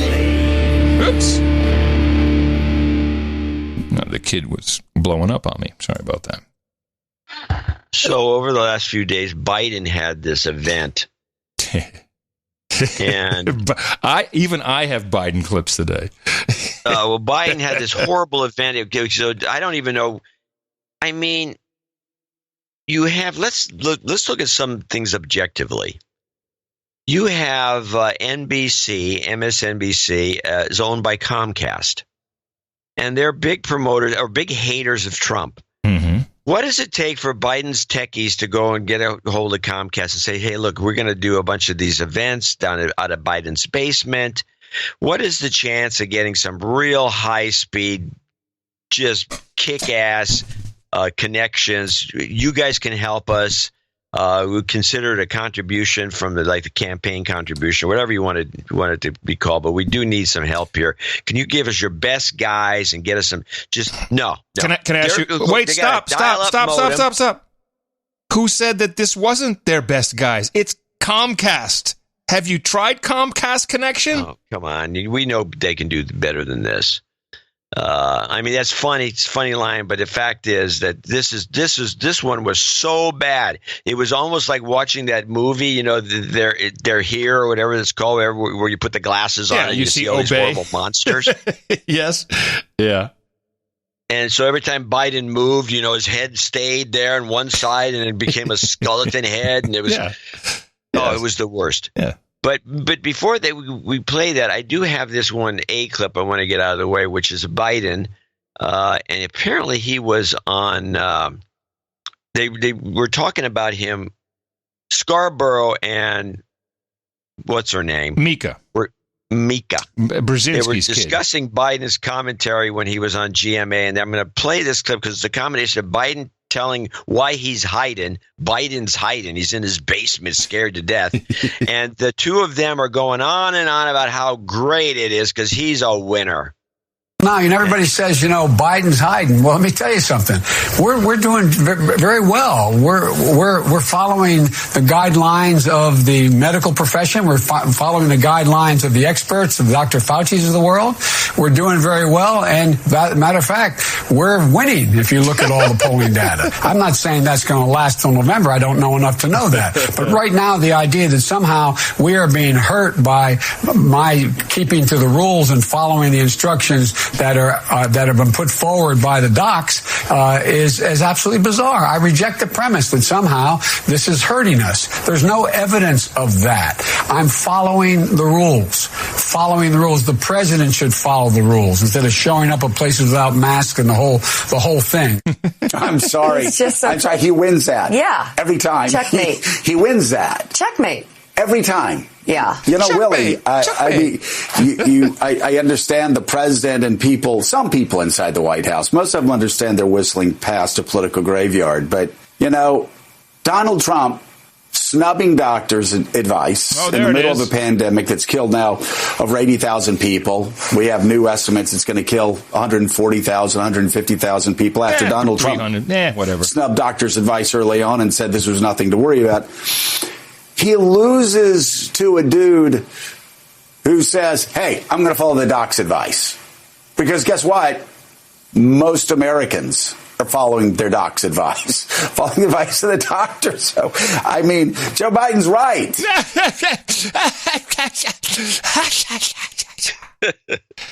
The Brzezinski child and the douche knuckle. Jeez. God, we're coming close to banning them. Yeah, you can't resist. Come on. Hey, you're right. It's the Mika, the Brzezinski child. She's pretty funny. Well, which brings me to just a little break in the show here. Yeah. I have my list of ISOs, which includes the top one, Checkmate. Oh, hold on a second. Checkmate. Yeah, I got it here. The ISO, yeah. Checkmate. Yeah. Checkmate. I have one I'd like to try on you. Okay, try this one. So I'm walking around with the coronavirus. I'm asymptomatic. I got it. You got the Rona? Is that what's going on here? I didn't know you had the coronavirus. Let's try this one. Try this is with geese. Okay. That's the geese you hear in the background. Okay. That was Biden. Okay, let's go this one. Another Biden. This following rules. Following rules. Where are we? Got it. I'm following the rules. I'm sorry. It just none of it competes with. You can kick their balls, but you can't touch them.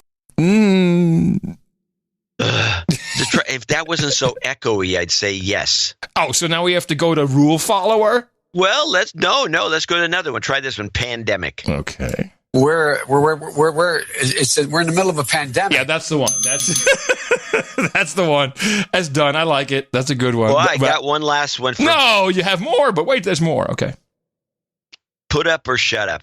Put up or shut up. No.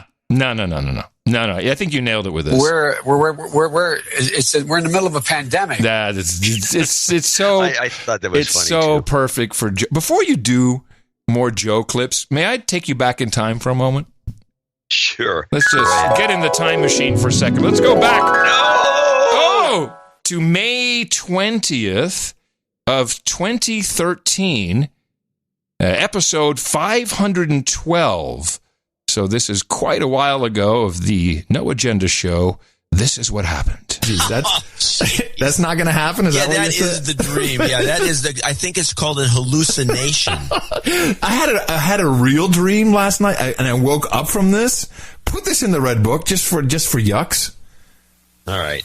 And it was vivid. Okay, it was vivid, and maybe because we've played a couple of clips of him recently. I've been watching video of him. Are you ready for this? Joe Biden was president. I am from the future, ladies and gentlemen. Joe Biden. I am from the future. It's in the Red Book, I think. You should be able to find that. It'll be a disaster. All right, so we have Biden giving his little event. I got some miscellaneous clips and then some research on him. Okay. Let's go with the Biden event clips. I got I got 3 of them. I got anyone you want to play. You can play the short little one, which I think is similar to the pandemic one. This is Biden's event with the Gov's blather. Exists because, one of the few nations that every major crisis we've faced in our history has been in a situation where we have come out stronger. And what I'm finding, and maybe we can go back to this later, but I'm finding that, this whole crisis sort of taking the blinders off of most people. The people who weren't. Are there geese in the background? Yes. Necessarily prejudiced, but just didn't focus. That's the geese you hear in the background. There's a little pond out here. And those Canadian geese are trying to get away from the virus. Anyway, all kidding aside, what happens is that what I'm finding people who are constantly calling me, and I know we're all in place, but we have on the phone probably 6 hours a day, or people are talking about how they didn't realize that it was somebody making, $7 an hour had their back. By the time he got to the end, I had no idea what he was talking about. Exactly. That was the point of that clip. Yeah, well, it worked. And there's a little sub clip here. This is Biden event with the Gov's blather 1 WAHO. Or WHAO. Yeah, I got it. And I know you all stand for that. We got a lot of ground to cover. So let's start with this. We know that virus can hit anyone, but it doesn't affect every community the same.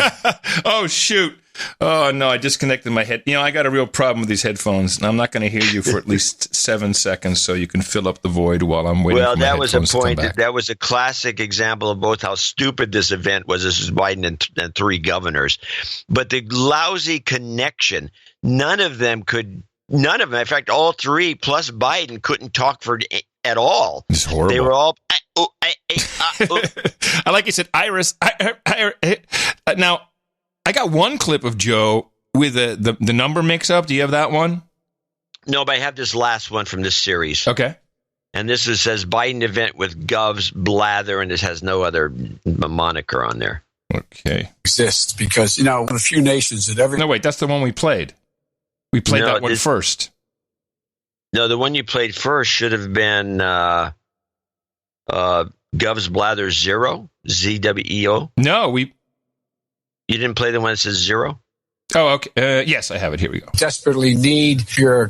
We did not play 0. We played this one. Oh, then play 0. Play 0. Yeah. Desperately need your economies going, and this is It would help if it didn't say Zwio. You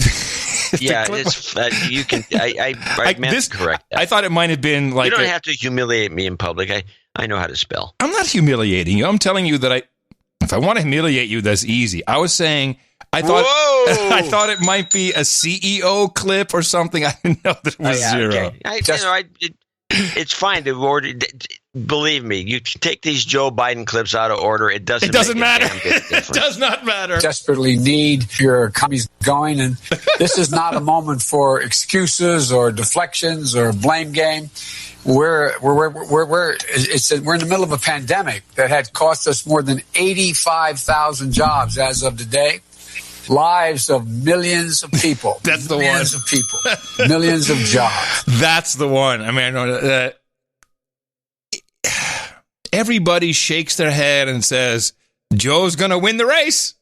And we're in a position where, we just got new unemployment insurance this morning, numbers. 36.5 million claims since this crisis began. And almost 3 million new claims in the last week. The unemployment rate is nearing 15%, the highest it's been since the Great Depression. But I need not tell you all that. Of course, it's the least well off for being hit the hardest. 40% of the households making $40,000 or less experienced a job loss just in March. And we're going to have to work harder and smarter than ever before to pull ourselves out of this economic tailspin. And this is the problem with Joe, is that when he gets a sentence out, it's really nothing. There's just nothing in it. We're going to have to work hard, pull together. He doesn't really have any. I think I've not heard one single policy-oriented solution, even for African Americans. He came out with the big Joe Biden's Black Agenda, which was, I think it's called Lift All. We will lift all voices, which is not pandering at all to the religious Black Americans. And what he says in there, we're gonna do a study. We're gonna do a study to see if we should do some reparations. I mean, this is the kind of crap that is not going to fly. But I know. Sorry. Is that Mike? Is that still the clip? Oh yeah, there's another 7 seconds to go. I'm sorry. It seems like weeks go by. But all of you know that I'm having my second anniversary has already taken place. This clip is so long. The only way out of this is by following the science, listening to the experts, talking and taking responsible precautions that are going to help us reopen the economy as safely and as quickly as possible. And as we do, there's got to be federal support to state and local levels of our government, in my view, so that we will be able to come out of this crisis stronger and more united. We have an opportunity, in my view, to transform the economy as we come out, to build a more inclusive and more resilient middle class. And I think that can withstand the next public crisis, whatever it is, however it comes about. Not just reward the people who are well off and well connected. It's time for us to make sure everyone gets a fair shot of success in this country. See, that's science. I don't believe in science. I want one last clip. I want to get this series completely out of the way. They talked about this on PBS a little bit, and Judy, this is a Judy smear.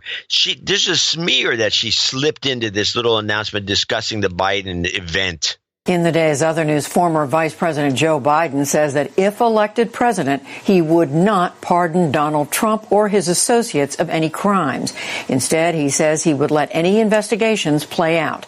The presumptive Democratic nominee spoke in a virtual town hall on MSNBC last night, and he accused Mr. Trump of abusing his power. We never saw anything like the prostitution of that office like we see it today. It is not something the president is entitled to do, to direct either a prosecution and or decide to drop a case. That is not the president's role, responsibility, and it's a dereliction of his duty. What is he talking about? Flynn? Is that what he's saying? Yeah, I think it's about Flynn. Well, I have the clip where he is. I think he's in up to his eyeballs on this Flynn thing. Yeah, and by the way, this was a smear. When Judy says that he's not going to pardon Trump, the way it was presented was as though Trump had created an actual crime. Well, let's go to what's the crime? Let's go to the town hall. And let's see how this came about. The Judy did not play the source material because it was a request from an audience member. Here it is. Would you be willing to commit to not pulling a President Ford and giving Donald Trump a pardon under the pretense of healing the nation? In other words, are you willing to commit to the American ideal that no one is above the law?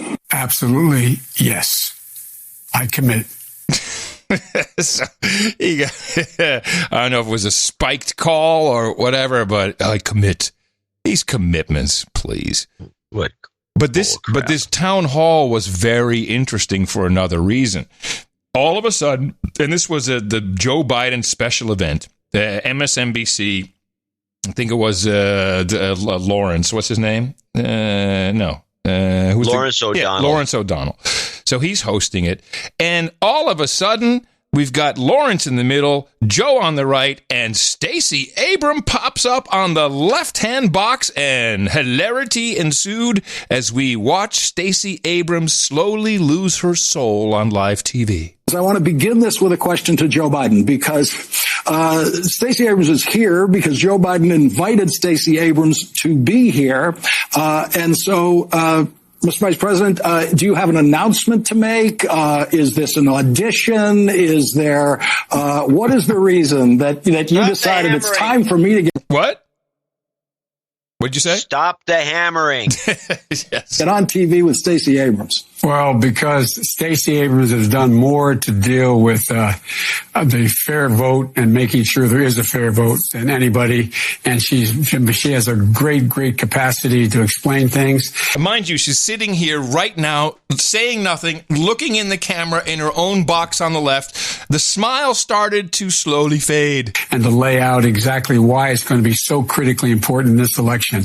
This president's already said when they put in the stimulus package the Congress first passed money to provide for mail-in ballots, he already said, I'm not for that. If we do that, no Republican will ever win, or something to that effect. He's made it clear. This is the guy who said he wants to defund the post office from being able to deliver ballots. I mean, so Stacey knows what she's doing, and she's an incredibly capable person. And so since then, said nothing.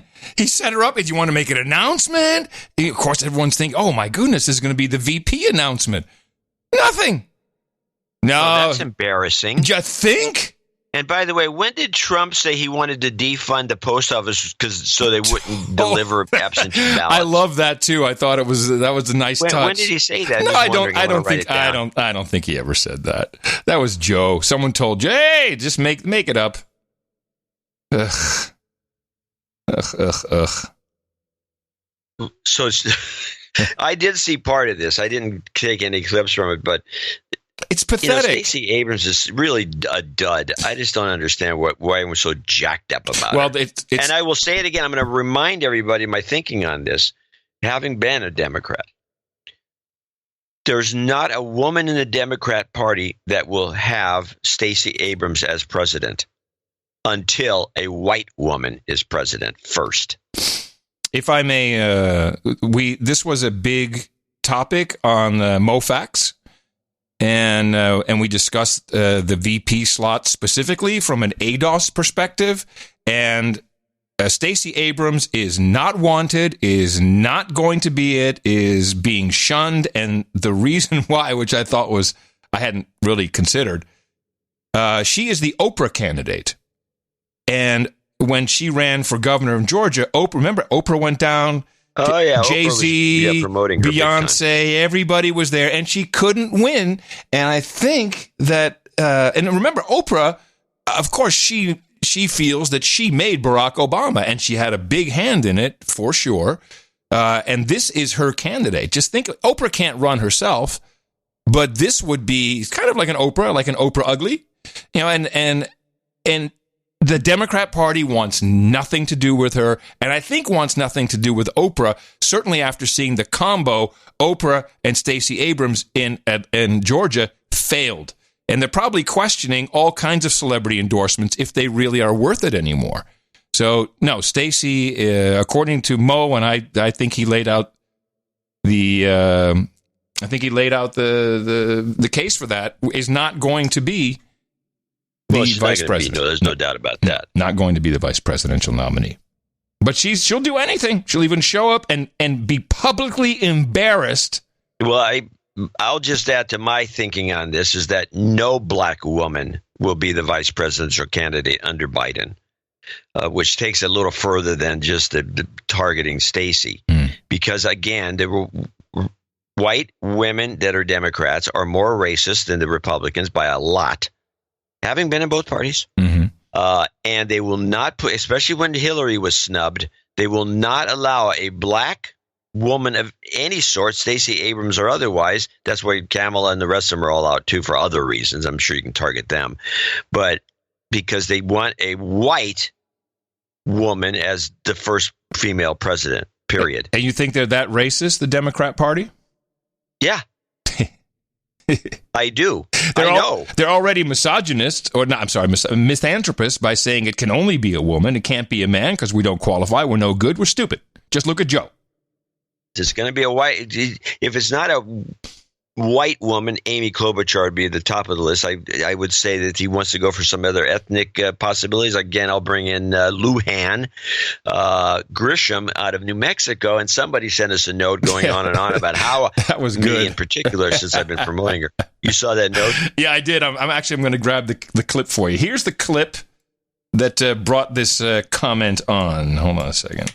And our Secretary of State insisted, and this broke the meeting up basically in terms of her influence, that this be called the Wuhan virus.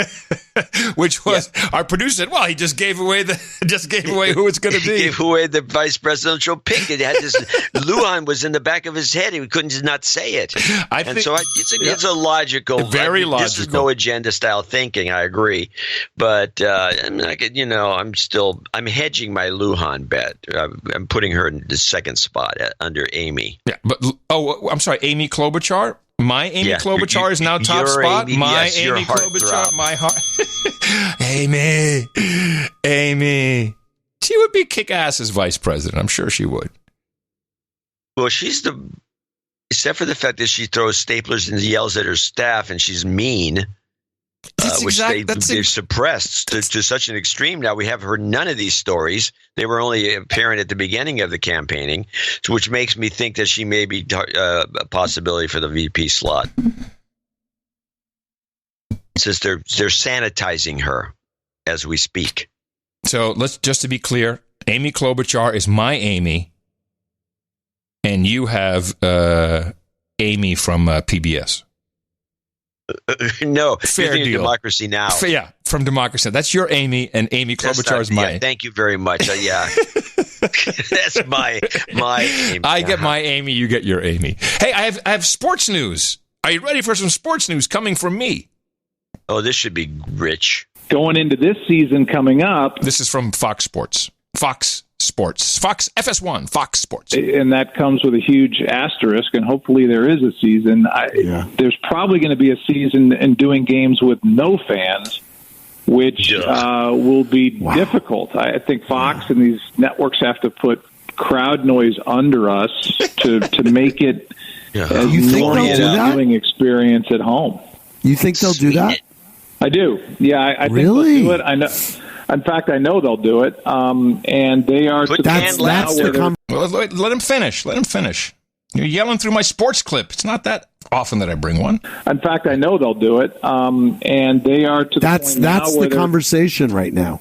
It's pretty much a done deal. I think whoever's going to be at that control is going to have to be really good at their job and be realistic with how a crowd would react depending on what just happened on the field. So it's really important. And then on top of that, they're going to they're looking at ways to put virtual fans in the stands. So when you see a wide shot, it looks like the stadium jam-packed. Hey, sports fans, you're not needed. You're completely replaceable. In fact, they should just play the games in a big blue screen, green screen auditorium and do all kinds of cool stuff. This is telling, you know what this tells? This confirms the basic no agenda thesis is that all sports are rigged. No kidding. This is taking the rigging to a maximum. Have fake audience, fake noise, fake applause, the whole thing. It's the canned laughter again. Put canned laughter to get a canned laughter guy in there and have him just yuck it up. It's unbelievable. Oh my God! I can't believe it's an interception. Oh no, he drops. He fumbles. That's the best we can do. That's about all I got. Oh my God, there's a cruise missile. There's a cruise missile going over the stadium. What can we do about it? The cruise missile. I have nothing else. Yeah, that'll be very sad. But it'll fit with the fake outcome of these games, so that's good. Yes, I do have one more Biden-related clip, short one. The convention, which is coming up in, when is the Democrat? It was supposed to be in August. Have they moved it? Is that No, maybe it was in July and they moved it to August. I don't know. August is the last I heard. Here's the communications director of the DNC regarding the convention, and I think this, maybe I'm reading too much into it, but it felt a little bit like not everyone in the party is on board with Joe. Have a listen. I mean, there's a real possibility that the convention does not happen, or it happens in a virtual sense. Is that correct as of today? First of all, our convention has to happen because we are not officially nominating Joe Biden in order to take Donald Trump. So our convention is happening. There is business that has to happen. Now, when it comes to what our convention is going to look like, I can guarantee you that our convention will ensure that that is safety first, whether it is our delegates, the people of Milwaukee, or all of those involved in a convention, we will make sure that they are safe, whatever that looks like, and that they vote for our nominee. Now, did you catch the beginning of how she phrased that? Oh, I'll play it again. I mean, there's a real possibility that the convention does not happen, or it happens in a virtual sense. Is that correct as of today? Well, first of all, our convention has to happen because we are not officially nominating Joe Biden in order to take Donald Trump. No.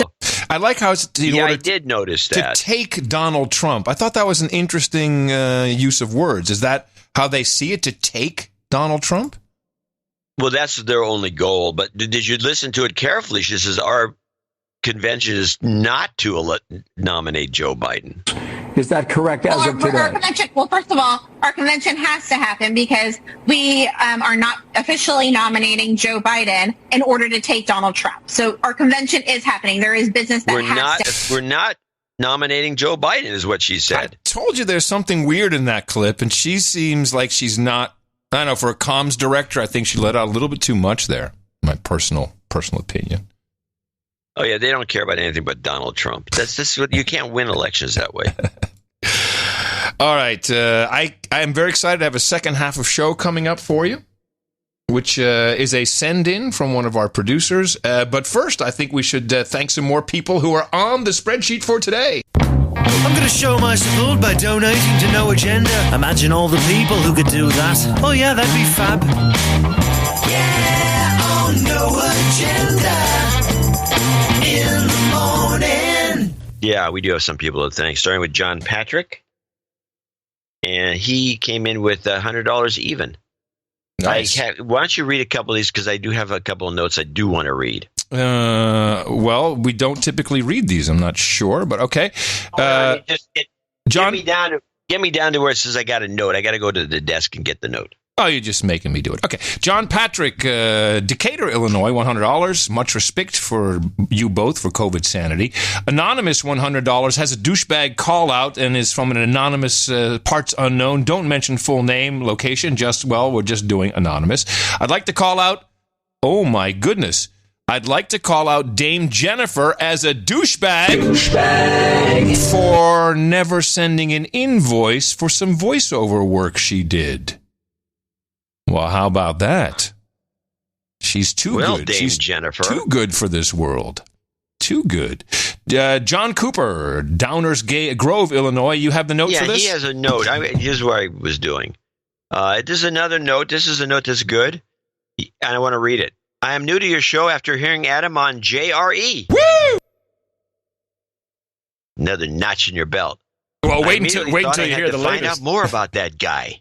I got to tell you, Joe and I were texting, and Joe keeps mentioning me on his show. I noticed a couple of mentions, yeah. But here's the thing. So Tina, the other night, we're sitting on the couch watching some TV, she said, and I'm texting. She said, "Hey, who are you texting?" I said, "My friend Joe." She says, "Joe DeGenova?" Yeah. That sounds about right. Classic. Yeah. Anyway, onward. Yes, this has done well. This is 8 people so far who have come over to our tribe from JRE. I'm very, very pleased with that. John continues, I've always disliked the media, but in the last few years, the mask has really come off. It is awesome finding like-minded people. I look forward to joining the meetup once the lockdown is lifted. Thanks for all you do to keep people away from the M5M fear porn and keep amygdala small. I have managed to figure out most of the insider terminology. This is always a problem with the newbies, but I have a few questions. Okay. What is the significance of the number 33? Are you big fans of Rolling Rock beer? Well, let him stew in this one. Really? Well, let me just say one thing. We've noticed over time that when the number 33 shows up in news reports, there's typically something very fishy going on with the report or with the situation. Now, of course, we have we've taken it so far that, and this has been going on since almost the first day we did the show, that people are noticing it everywhere. And during the this Rona crisis, it was everywhere. It's 33 this, 33 that, 33 people are sick, 33 this, 30, and we have a jingle for it. That's a magic number. So that's it. It's the magic number. Whenever we see 33, we pay attention. We're never sure what it's going to mean, but something always comes out of it. Yeah, it's code. It's code. And here's another one he brings up, which I think should be. I'm reading this because this is good stuff to reiterate for the newcomers. It seems harsh to call people douchebags that have not donated, but I will not become a douchebag. I've included my donation of $100. But okay, let's start with that concept. This was not our idea. No. Ever. Nope. We also don't do it. If you realize we are reading the notes that people send in, we're not calling them douchebags. Anyway, he goes on. He says just thanking us for the show. Appreciate the insights on audio production and proper microphone usage. I love benefiting from people's expertise in areas where I would otherwise not get it. My ear is now much more attuned. Oh, excelente. I thought you'd like that. Yeah, I did. Of course. Thank you, John. So anyway, onward to Forrest Morris. The fourth. I love the name Forrest. Forrest Morris the fourth. Forrest Morris. Another one. What? Well, he's Forrest Morris. Oh, yes, this is the second note. It's right behind this other one, I think. No, I don't have the Forrest Morris note. No. I'm going to read you the note. When I say another one, it's something else. Forrest Morris the fourth, $99.96 from Murfreesboro, Tennessee, where we have a lot of producers. Forrest the Masked Barber here, listening since Joe Rogan Experience. Withholding 2 cents for John's opinions on barbers and stylists not listening and not needing any time to professionally handle health and safety, and 2 cents for his mask as he will need to wear one at his haircut. Keep up the great work. Would like some karma for tips. Yeah, we'll get some karma for it at the end of this. So he's clear. Steve Cabral, I think, at 8008 at Boobs donation. And this is a first donation. First donation. So he says a de-douching is in order. You've been de-douched. Got it. Sir Herb Lamb of the Earl of Georgia, Sugar Hill, Georgia. 8008. Ronald Schull came in with a pop money donation. Boop. Joe Weish in Miami, Florida, 7777. He has the note that he wrote this check in, and this is another note I put aside for this reason. A quick message from Miami where they're trying to move South Florida into a new normal. This morning when I was taking my daily walk, I was listening to yesterday's podcast, 1241. John just started to talk about the morons who are wearing masks while driving alone. And no sooner did he make that statement, within 4 minutes, I witnessed 3 separate masked commandos alone driving in their vehicles, fighting off the corona. With the air conditioning off and the windows up.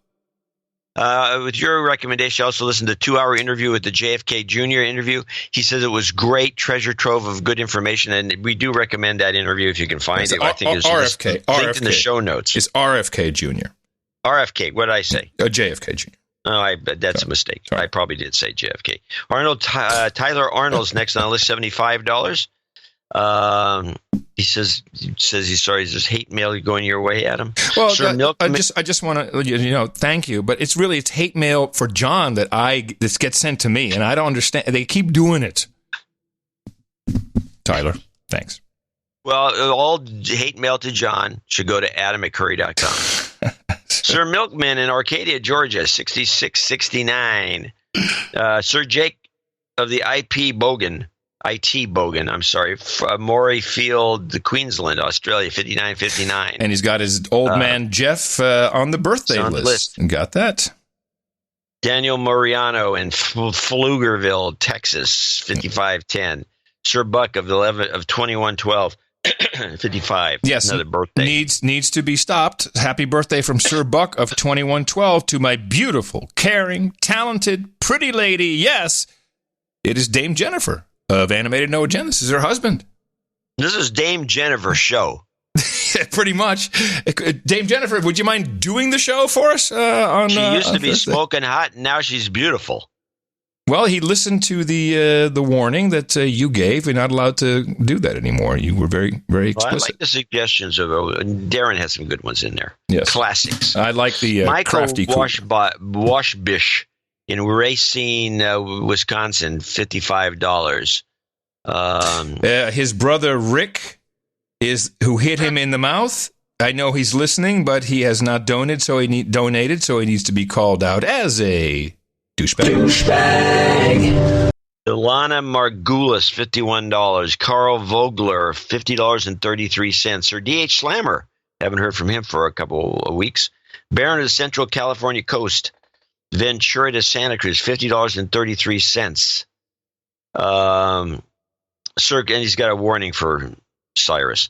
Sir Christopher, Baron of Brown County in Green Bay, Wisconsin, 50. The following people are all $50 donors, name and location, beginning with Sir Chris Slewinski. Well, actually, Sir Christopher, Baron of Brown County, Chris Slewinski, Christopher Muller in Cedar Park, Travis Fricker in Philadelphia, got a birthday, L. Liebel in Newark, Delaware, Joseph Harper in Arnold, Maryland, and John Camp in Antlers, Oklahoma. I want to thank all these folks listed thus as producers of show 1243. And thanks for helping us out, folks. Yes. And also those who came in under 50 for anonymity. And we have a lot of these programs, subscriptions that you can participate in. And people actually get pretty far with those. We have a lot of knights and dames who have been on the longer layaway programs. All of it is appreciated. The value for value system is real simple. Whatever you think the show is worth, that's what you send us. If it's not worth anything, don't send us anything. But what we see here today is great. Thank you so much. And as we said, we'll be back on Thursday. You can support us again. All you have to do is go to Dvorak.org/NA. Health and Jobs Karma. Jobs, jobs, jobs, and jobs. Let's vote for jobs. You've got karma. It's your birthday.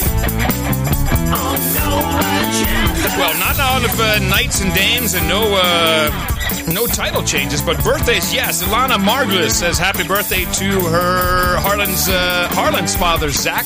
Forrest Martin celebrates today. Travis Fricker says happy birthday to his smoking hot wife, Becky. She turned 33 on the 15th. Sir Buck of 2112, happy birthday to his beautiful, caring, talented wife, Dame Jennifer. She is celebrating today on the 17th, as is Damien. He is Sir Aaron Yoho's son. He turns 11. Dame Jennifer Weeda says happy birthday to Sir Greg Davies. Now, you know, Sir Greg Davies was our knight who passed away. We miss him dearly. He would have been 44 years old tomorrow. We celebrate him still, of course. Sir Jake says happy birthday to his father, Jeff Canyon, 59 on the 20th.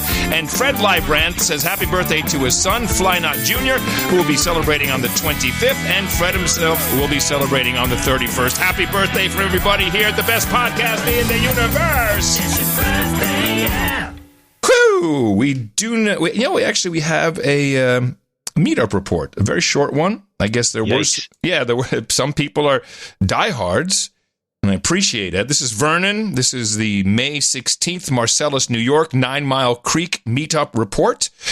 Adam, there were plenty of people sitting around maskless at the picnic tables and benches near the baseball diamond at Marcellus Park, but no one asked me about no agenda. People did ask me about my white cockapoo's red boots, which was the indicator I was the meetup leader. I guess not. Many people look at the website. If no podcast meetup announcement is made, there you go. So I guess that was a one-person meetup. Darn. Sorry, Vernon. Better luck next time when the Rona is over. Sometimes you want to go hang out with all the nights and days. You want to be where you won't be, triggered or held to blame. You want to be where everybody feels the same. It's like a party. So, are you ready for some I want to take, before you go into, before you do that, I got a little entremont. Okay. And curiously, this is 43 seconds, and it looked like the Joe Biden stuff, which is really less than 2 minutes, but it went on forever for some unknown reason. This is going to be another one. This is apparently all the virtue signaling celebrities, mostly. Yeah. Are out there showing, doing commencement speeches. Yes, including the president, right? They're all doing. I didn't know that he was doing one, but he'd go and do it. Oh, no, I'm sorry. President Obama, I meant, not our president. President Obama has been doing commencement speeches. Oh, yes, that would be true. But they're all doing them virtually, and they're in a bucket. They're usually in a bucket, or they found a good place to put the mic. It's a little bucket on the side. And they're all in a bucket, and they're all giving these commencement speeches that are lame, and they're terrible. But I decided I'm going to look for the worst. Oh, yay.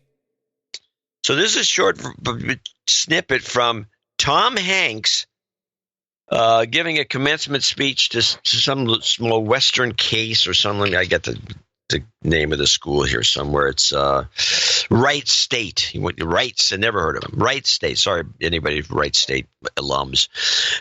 So he's giving this speech.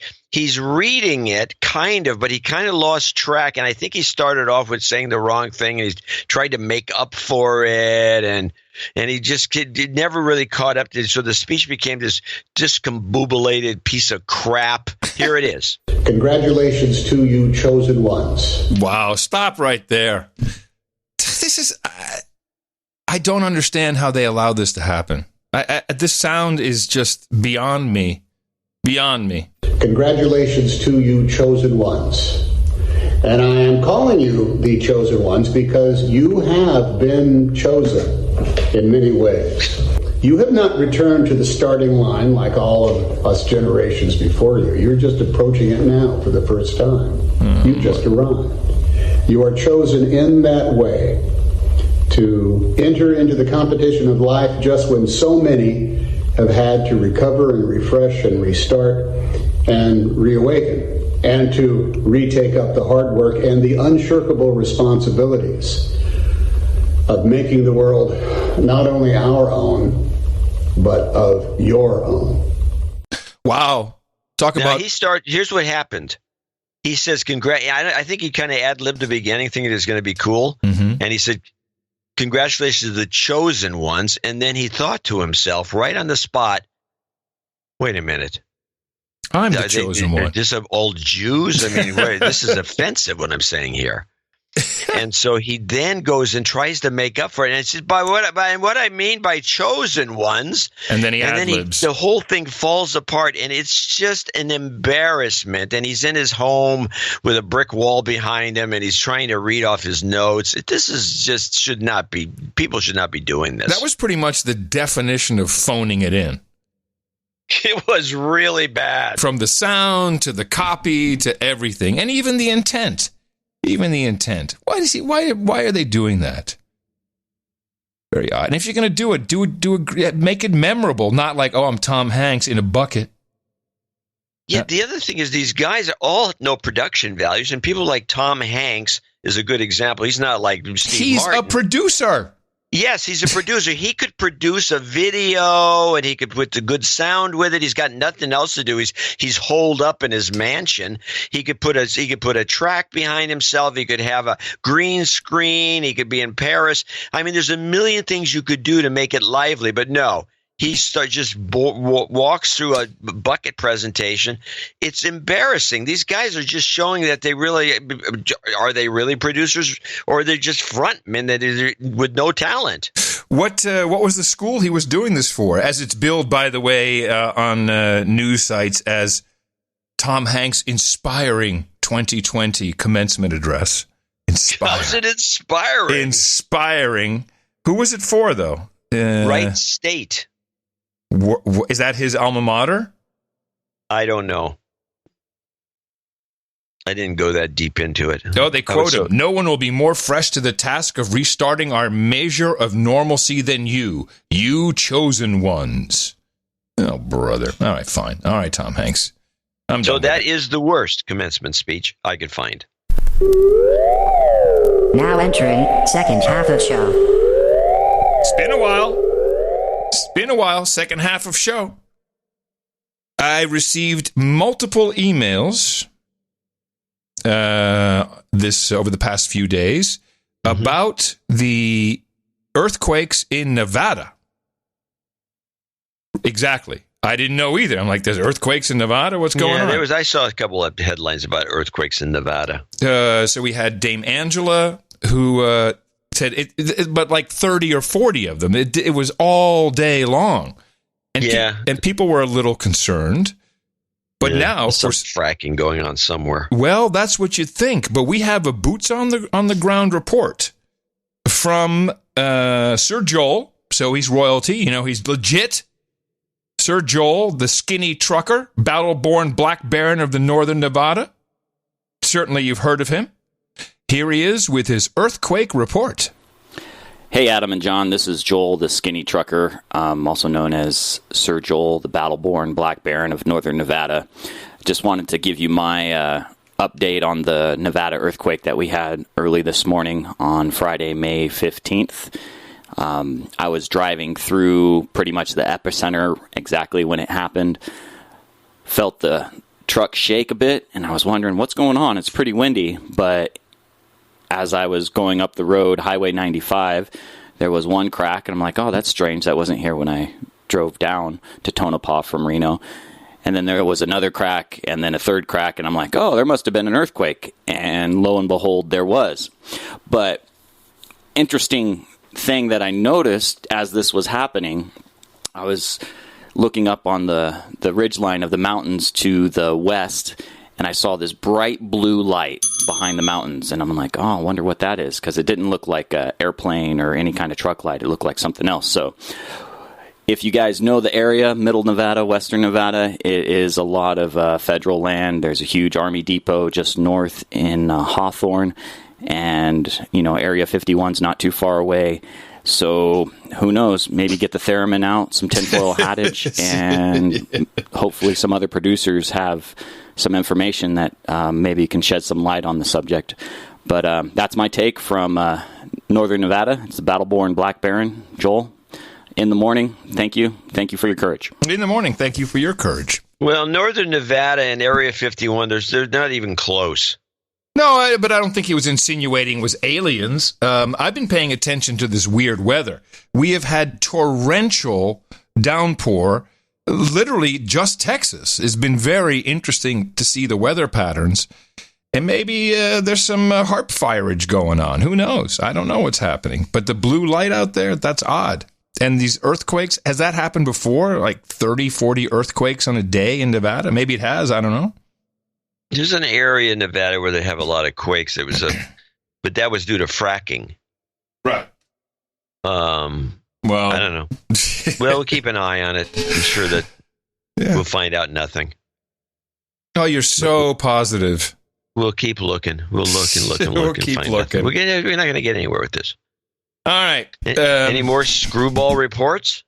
No, I don't have that, but I do have an update on thousands of sealed indictments. Yes, I'm telling you. Everyone's out on the woodwork. We've got everyone talking. Clapper's on TV. Brennan's on TV. Everyone's getting their points in. I think a good backgrounder is to go to the man who is the mainstream gateway for thousands of sealed indictments, Lou Dobbs, on Fox Business News. And here is, who I think is a good journalist, John Solomon, to bring us the lowdown. Yeah, everyone I've talked to today has been exasperated by the judge's conduct. But at the end of the day, it's a lot of show for an inevitable conclusion. At the end of the day, these charges are going to be dismissed against General Flynn because the law requires it. When both parties go in as they do in this case, and when there is a preponderance of evidence, as there is in this case, of wrongdoing, the courts have consistently allowed a vacation or vacating of a conviction like this. It's just going to extend the drama a little longer, but it's going to inevitably end up, whether it's at the Supreme Court, the appellate court, or the district court, it's going to end up getting the charges are going to be dismissed. Finally, and I do say finally, Lindsey Graham has scheduled a hearing to dig into these very serious issues. I know his investigative staff very well. They're very competent. They've been working very hard behind the scenes. They're going to have some big revelations that are not yet public that will move this narrative along and show just how far-reaching the corruption inside the bureaucracy was. As for the issue of President Obama, there's going to come a moment after that first evidence is laid out in his hearings where people are going to obviously say, hey, this started at the top with President Obama. And then I think Lindsey Graham will have to face the music of his own evidence and decide what he's going to do. And I think that moment may, when the evidence is all out there, there'll be an even more poignant question to the chairman. Why aren't you talking to President Obama? And I think, let's see what the evidence comes out. But keep in mind, over the last few months, there's been a lot of information taken from the National Archives. From the Obama administration, they lay out a very powerful case. We're going to begin to see that evidence over the next 3-4 weeks. And all I can say from what I know from my reporting is buckle your seatbelt. Boo! Buckle your seatbelt. Mm-hmm. Well, first of all, I'm not buckling my seatbelts for starters. Uh-huh. Yeah, no kidding. Because nothing's coming of any of this. Well, I'm not so sure. I think that something's going to happen. This Flynn stuff and the unmasking and FISA court abuses, I think something will come of that. But let me finish. It's easy to just say, ugh. I have some receipts. It is easy to say, bleh. I have some receipts. I have some backup. There's a lot of running around of people coming out who haven't spoken for a long time, and I think they're all jockeying and positioning. Clapper seems to be the top guy. Now, this was CNN. It was people called this differently than it was.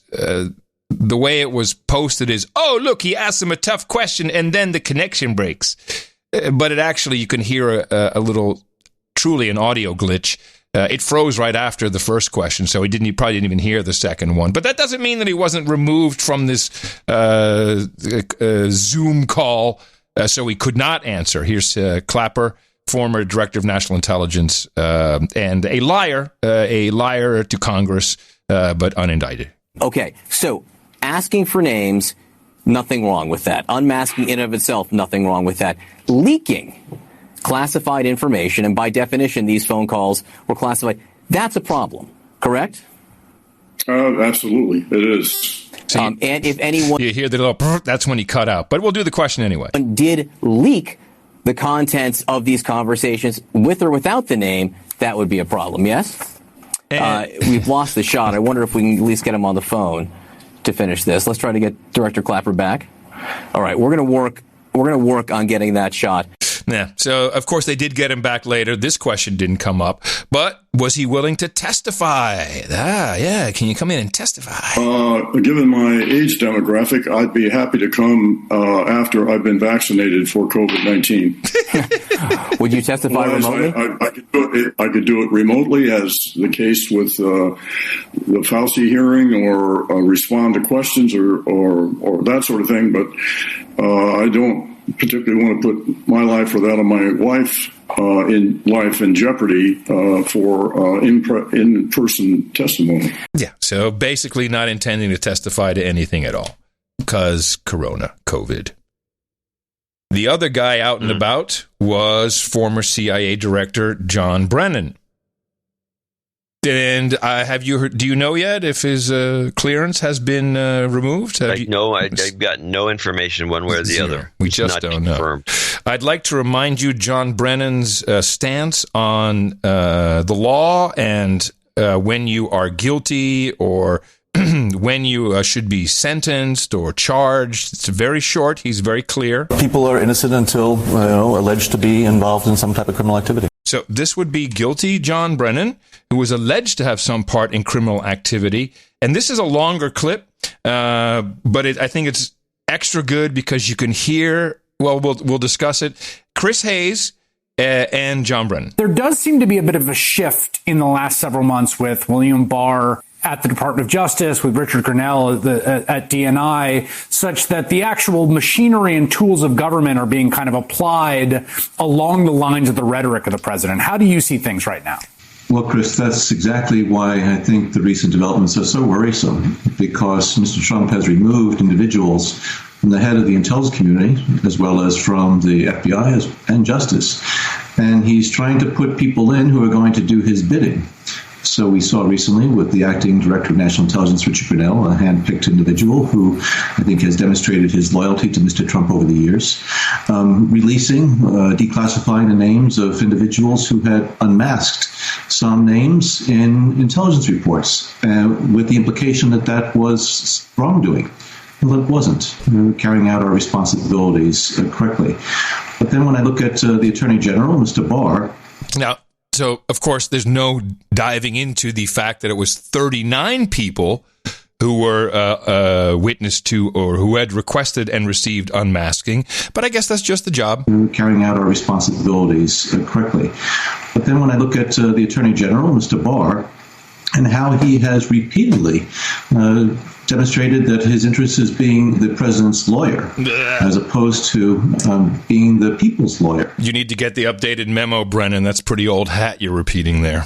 And I'm very worried that the instruments of governance, the instruments of intelligence and law enforcement and justice are now being exploited and manipulated in Mr. Trump's hands. And I think that's something that should worry all Americans. It's one thing to have policy differences, and we can have arguments in public about that. But if he's going to try to bring charges against individuals, trumped-up charges because of his political interests, and he's going to have individuals who are going to help make that happen, that is something that I saw overseas in my career, my national security career. And I never thought I would see that happening here in the United States. Clearly, back in the last century, in the 1970s, we had incidents where President Nixon tried to use the FBI and CIA and others for political purposes. And we had quite an uproar at that time, and President Nixon was forced out of office. Sad to say that it sounds like we are now back in the same type of environment where an individual in the White House is now using those organizations and using people in senior positions in intelligence and law enforcement for his own purposes. Wat je zegt ben jezelf met je kop door de helft. That is the best example of projection I've heard from him. And says, just like Richard Nixon, clearly this president was using the intelligence apparatus to get at his enemies. It's exactly what happened, allegedly, with the whole Obama administration. If that isn't a clear now case. They're rewriting the history of Nixon is also somewhat annoying. Yeah, sketch. Let's just get Nixon out of the picture, these guys. Oh, this guy is the worst. I think there's a fall guy, though. The CIA should be embarrassed that he was ever part of their operation. Yeah, there's one little quick thing, a little quick bite I got here, which may be the fall guy, because someone's got to go. I'm just hoping that individuals like Chris Wray, who is a remarkable public servant, will continue to stay strong in the face of this type of abominable abuse of authority. So Chris Wray's on the block. Is it Obamable? Oh, let's listen. Did he say Obamable? Wow. Yeah. I'm just hoping that individuals like Chris Wray, who is a remarkable public servant, will continue to stay strong in the face of this type of abominable abuse of authority. Oh, man. Obamable. That's a great word. Obamable. But I think Christopher Wray is on the block. I think that may have been what you just heard there, that clip. I think put him on the block. Well, that would have been part of the point. Obamable.com registered. Done. I don't know why. I don't know why, but I need it. And it's available. Right. Obamable.com. That's right, everybody. I do a podcast. You can find it at Obamable.com. Yay. And I think that's some other stuff. Well, I got a few things I want to get out of there. And we have our around the world. I have a round the world. Rona around the world. Yeah, you want to hear a few of those? Yeah, Rona around the world. Well, let's start with the funniest one, and I also have a sub-clip for it. This is COVID New Jersey. Always a good time. With summer right around the corner, New Jersey announced this week that beaches would be open by Memorial Day weekend, with some restrictions. The openings are weeks behind other coastal states like Georgia and Florida, but as one of the states hardest hit by the COVID-19 pandemic, local officials say they are proceeding cautiously. At exactly 10 a.m. yesterday, barriers that had been blocking the boardwalk and beach in Seaside Heights, New Jersey, were pushed aside. An announcement made it official. These beaches are now officially open. Once again, these beaches are now officially open. It's a sign that things are returning to normal in this quintessential Jersey Shore town. Sort of. We're looking to see how we do with the social distance, and that's going to be our test today. Tony Vaz is the mayor of Seaside Heights. After nearly 2 months of being closed because of COVID-19, visitors can now walk and ride bikes on the boardwalk, provided they heed the rule of 6 feet between groups of people. On the beach, there's no swimming or sunbathing, but the public can walk, fish, and even surf. Mayor Vaz says it's just the first phase of Seaside Heights' reopening. I'm optimistic that this is a good first step. Obviously, I would love to see everything open. I would love to see us swimming and so forth. But we have to recognize that we have to take this in steps. Seaside Heights is one of more than 36 communities along the Jersey Shore, grappling with how best to reopen. In neighboring Seaside Park, beaches are already open to sunbathers, provided beachgoers keep their distance. I was more interested in this Tony Vaz guy. He sounds identical to Joe Pesci. Yeah, it does a little bit. A little bit.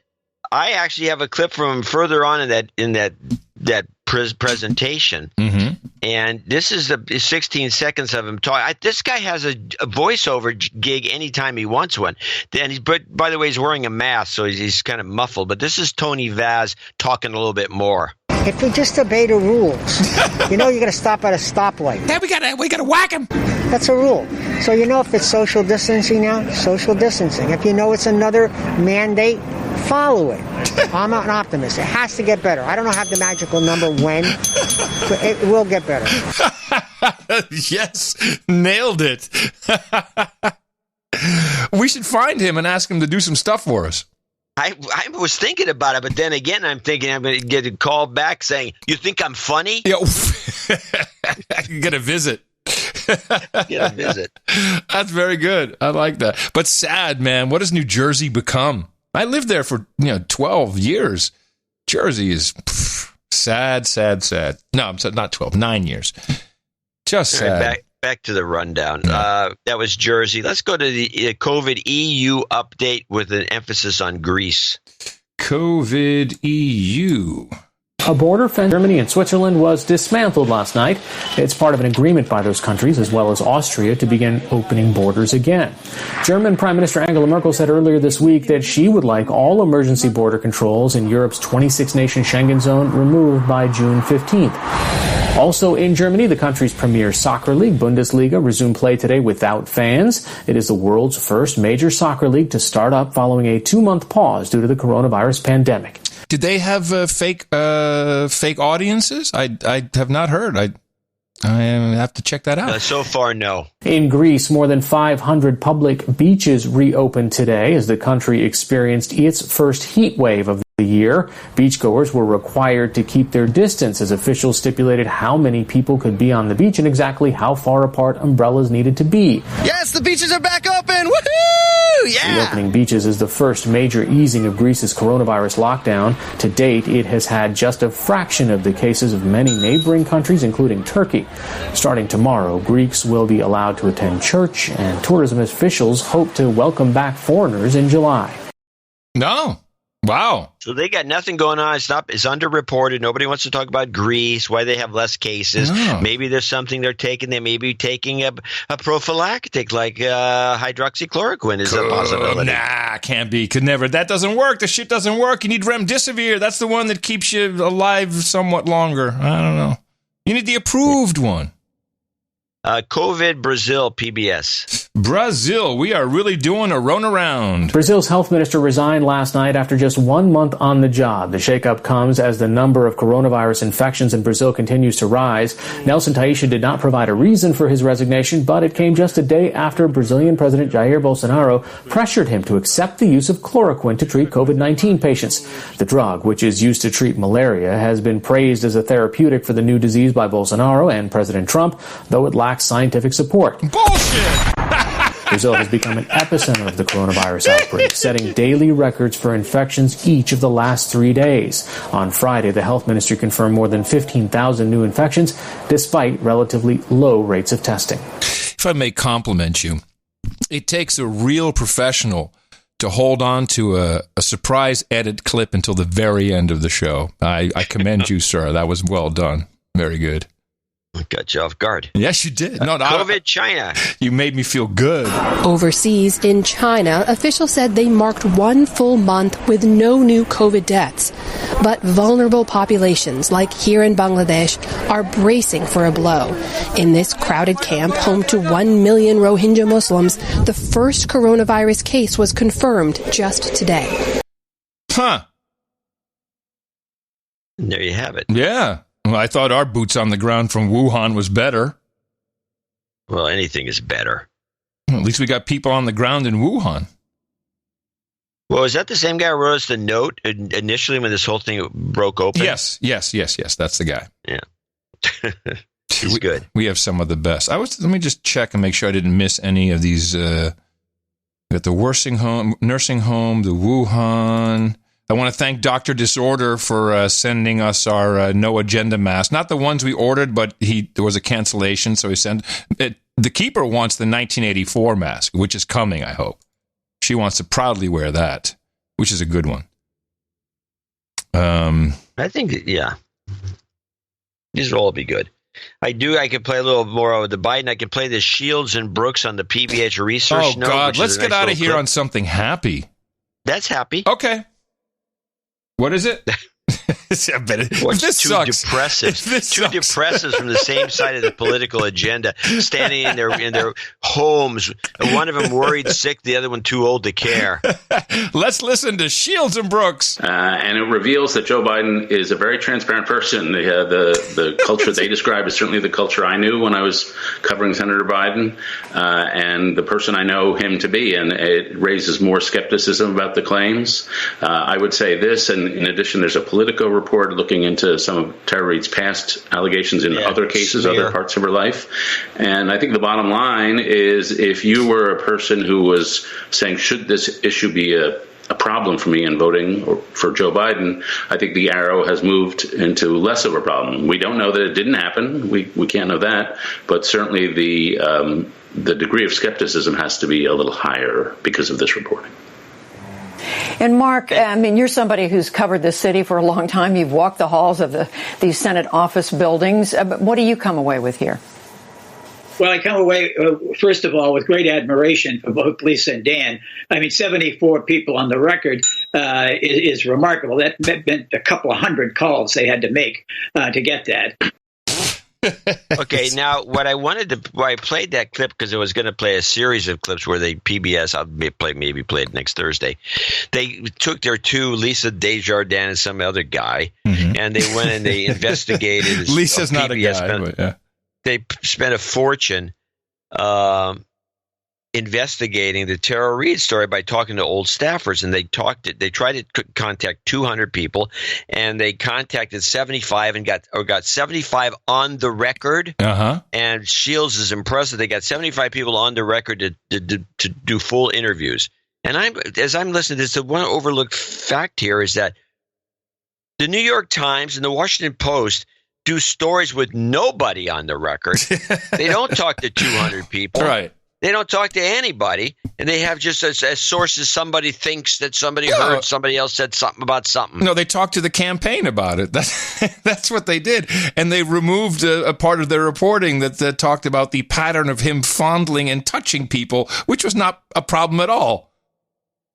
So you end up with the anomaly where PBS, just a TV show that's not even any good anymore, gets 75 people to talk on the record about a specific thing, and the newspapers who have people that are supposed to be doing this, making a lot of phone calls, they get nobody for anything. It's unbelievable. Well, I just thought it was remarkable that PBS. Why do they have to do that many people? What are they trying to prove? And did they talk about any of their research, or was that the series of clips? You want to do that on You want to do that now, the series of clips? Well, yeah, if we have time. I'll do the series of clips. Let's start. There's only 3 of them. Okay. And the longest one is the first one, and we'll play that. 2 months ago, allegations arose accusing former Vice President Joe Biden of sexual assault. Tara Reid, who in 1993 worked in the office of then Senator Biden, said that he assaulted her. Biden has categorically denied the allegations, which now face examination from the public. Our own Dan Bush and Lisa Desjardins did extensive reporting, talking to 74 former Biden staffers to learn more about the vice president, the culture in his offices, and their thoughts on the allegations. The two join me now to share what they've learned. Hello to both of you, and I'm going to turn to you both, but Lisa, to you to begin.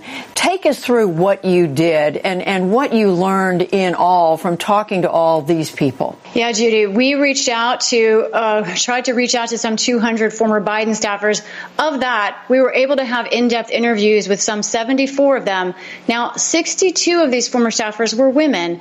And to a person, Judy, those women told us they had never had any experience that was uncomfortable with the former vice president or had ever heard of any experience that was uncomfortable or worse. Many of them said they had spent time with him alone during work hours, and that they wanted to say that most of them didn't want to reflect on whether what Tara Reid is saying is true or not, but they did say that it did not reflect their experiences at all, especially in a workplace that Dan and I both heard from them. They felt empowered women. That's right, Lisa. I would add to that also that a lot of the former staffers we spoke to said that while they never felt uncomfortable, they did confirm what we all know about Joe Biden, which is his history, his habit of reaching out, making physical contact with people he speaks to, touching them. We spoke to people who said at the time of this, it was known about Biden that he would rub your shoulders, squeeze your shoulders, give people hugs and kisses. And again, while the people we spoke to said that they themselves didn't feel uncomfortable, they did acknowledge that former Vice President Biden doesn't seem to have a strong social signal in terms of when that kind of contact is wanted or not. That came up last year on the campaign trail and now again here. Oh, man. Now, they did dig up 2 interesting little tidbits, which are, I don't know if they're important or not. And they're really going out of their way to protect Biden. So no kidding. Biden is the candidate. Let's face it. No kidding. Yeah. Let's listen to clip 2. And Lisa, you also uncovered, frankly, new details that reflect on Tara Reid's allegation that she says she was forced out of the office because she complained about being uncomfortable about this sexual incident. Tell us exactly what you learned about that and why it matters. Well, Tara Reid says that she complained about previous sexual harassment in the office, and that after she complained, she says she was retaliated against and in a couple of ways, and that eventually forced her out of the office. We spoke to the man who shared an office with her. His name is Ben Savage. They worked together on Constituent Mail. Ben Savage told us that actually it was a performance problem with Tara Reid that he himself raised to supervisors. In some cases, he said she was throwing out important records of constituent mail, and that the problem was bad enough that he raised it to supervisors. He believes that's why she left. And here's some of the interview that I had with him over the phone. And of all the people who held that position, she's the only one during my time there who couldn't necessarily keep up, who found it frustrating. We, of course, reached out to Tara Reid. She declined our request for an interview, but her attorney did give us detailed responses to our questions, among them to this exact issue. He said that story is flat wrong. Here is what Doug Wigdor wrote us in response. He wrote, Ms. Reid recalls that there was a lot of nitpicking regarding her performance in the office. She was also very nervous at that point and distracted, so it's possible that from time to time there was a mistake made, but her performance had nothing to do with her termination. Judy, we do know that Reid worked in that office for about 9 months. Wait a minute. She says I thought she left. She was terminated? Yeah. Well, then there's a termination letter, and there's something there that I haven't heard about. Somebody's got to have some documentation for this. And by the way, what kind of a job are you going through? Mail? This is not a complicated job that you can't keep. Oh, she can't keep up? Come on, what bull crap! I worked in the government. This guy's full of. Did they now? How was this report presented? This is it. This is the presentation of their findings, or they have a package, or no. There's no package. But there's a little bit of a package in this last clip where this guy goes on to, which I have to explain after the presentation. This is the part 3. And Dan, you also learned new information from Reid's attorney about the location that Tara Reid says is where Joe Biden assaulted her. So tell us about that. That's right, Judy. Reid's attorney provided us with new information about this assault, this alleged assault, saying that Reid claims that it took place somewhere between the Russell Building, where Biden had an office at the time, and the U.S. Capitol Building. We want to show you what these spaces look like. So this is the hallway where Biden's office was. It's essentially unchanged to now. To get to the Capitol, you go down a flight of stairs and then take a tunnel where there's a subway that takes lawmakers to the Capitol building. Now, anybody who has been to this part of the Capitol knows that there are a lot of people moving through these spaces, especially when Congress is in session, lawmakers, their aides, reporters, there's a police presence as well. And what a lot of these former Biden staffers told us is, look, these are public places. If this allegation is true, if it took place, it would have been extremely brazen, Judy, because the likelihood that it would have been seen by someone was very high. Man, well, I got to give you an explanation of what he showed. First, he showed the big long hallway. There was nobody there. Then he showed a spot where there's that little subway system, and there's a crowd there. And then he showed another shot. There was 0 people. He's going on and on about all the people that are down there. Where are the people in these photos? Showing the empty corridors. Well, I don't know what happened. We will not know. We'll never know. Believe all women, whatever. The fact of the matter is, look, here's the deal. Joe Biden is not qualified to run for anything. It's a sham. I don't know what's going on. I don't know why they're doing this. It makes no sense. And I would hope that we remember the people who were speaking so glowingly and lovingly about Joe Biden, about his experience and what a great president he'll make in these days specifically, because I'd like to talk to those people after whatever happens, because it'll become apparent that this was a scam. Whether he gets in office or not is going to be apparent. Yeah, I don't get it personally. I don't know what's the point of it, unless it's just to put somebody in the vice president slot that you can't get elected. Amy Klobuchar would be a good example. No one's voting for her. She did poorly in all the primaries. But you can get her in as president, and she'd be a good bureaucrat. And as long as she's a globalist, it's good to go. I mean, they're trying to get a globalist back in the office and get back on track here of turning the country over, or national sovereignty should be turned over to a one world government. That's obviously what's going on. And there are people that advocate for that. And that's the corona thing's all about that. Well, I think Joe Biden is right. I think he's very smart. He stays in his basement. I think it's very intelligent of his campaign. They do not let any outsiders in from Comcast or any smart people who are going to come in and fix their sound, because the likelihood of him being killed is high right now. Certainly in the corona period, we'd have a great excuse. I fear for Joe's life at this point. There's no way anyone who was running any show at the Democratic Party, thinks that this guy is actually going to be something worth anything as a president. It's just I just totally disagreement with you. You're speaking from a logical perspective, as if the Democrats are logical. I'm waiting for you. I just think they're illogical. I think they're sincere. I think they sincerely think this guy's going to be a great president. They're keeping most of the gaffes out of the public eye, so the public doesn't notice, and so he can get in. They believe their own publicity. So when they see a Washington Post poll that says that Biden's going to beat Trump by 10 points, I think they believe it. I don't think they think that is bull crap. I think, well, this guy's a winner. This guy can beat Trump. That's all we want. This guy can beat Trump. Yeah, maybe he won't be the best guy, but he can beat Trump, and he's a good guy. He's one of ours. He's one of our guys, and he's next on the list, and he's the guy that's up next, up the bat. no matter what strategy you look at, it's apparent that people are being chosen around him or selected, or people are getting ready in case he either dies in office. And, okay, we disagree on this, but the way this is being run, and if you're telling me that the people who run the DNC, I'm not talking about Democrats, I'm talking about the prostitutes on television, they're just doing what they're told to do, and I'm sure they believe. But this to me sounds like a setup for someone who was not nominated, someone who was not running, someone who is going to have to come in and save the day when something bad happens to Joe. That is a scenario that has to be looked at. Well, that brings Hillary back into the mix. Thank you very much. That's all I can think of. And if not that, then people are just delusional because this man is not appropriate for any kind of public office. Delusional is the right word. Any kind of public office.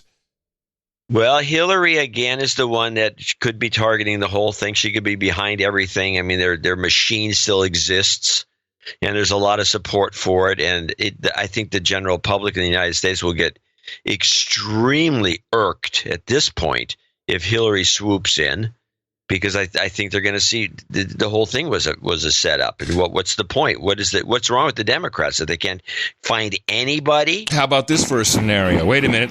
She's flying over. Hold on. You got to be careful when she. Those low flybys she does are a little dangerous. No, you feel the flapping of her wings. Aiming for Trump's hair. Looks like a bird's nest. So how about this? How about we choose an African-American woman for vice president, Joe Crooks, then we get Hillary as president, black Hillary as vice president. How does Hillary get in? Well, if Joe croaks, is he going to croak before or after his nomination? No, before the nomination, of course. Before the nomination. So he's going to have to croak within the next 2 months. And the clock is ticking. The Biden croak countdown clock has started. T-minus 2 months. I hope not, but I hope not too. I'd rather see Joe in it. Yes, much more entertaining. Much more entertaining. That is it for our deconstruction for today. We have end of show mixes coming up from Jesse Coy Nelson. We've got us some Aaron Yoho, who supported the show earlier today. And after this on NoAgendaStream.com, MoFax episode 37, A Shell Game. Hear more about that Biden VP scenario. Until then, I am coming to you from Opportunity Zone 33 here in Austin, Texas, capital of the Drone Star State. FEMA region number 6 on the governmental maps if you're looking for my body bag. And please remember us at Dvorak.org/NA to support the No Agenda show. After all, you're a producer too. In the morning, everybody, I'm Adam Curry. And from northern Silicon Valley, where it rained again last night, which is very screwy. Maybe it's got something to do with something. I don't know. I'm John C. Dvorak. We return on Thursday right here on No Agenda. Until then, adios, mofos! And such. So groups of people standing outside an ice cream parlor, or maybe they're playing pickup basketball or sharing a sidewalk on a nice day. Weeks ago, these were everyday activities, but the coronavirus has changed everything. If I see something that I don't think is right, especially now, I'm going to challenge it. Social distancing complaints are drawing shame on social media and calls to the police. Coronavirus.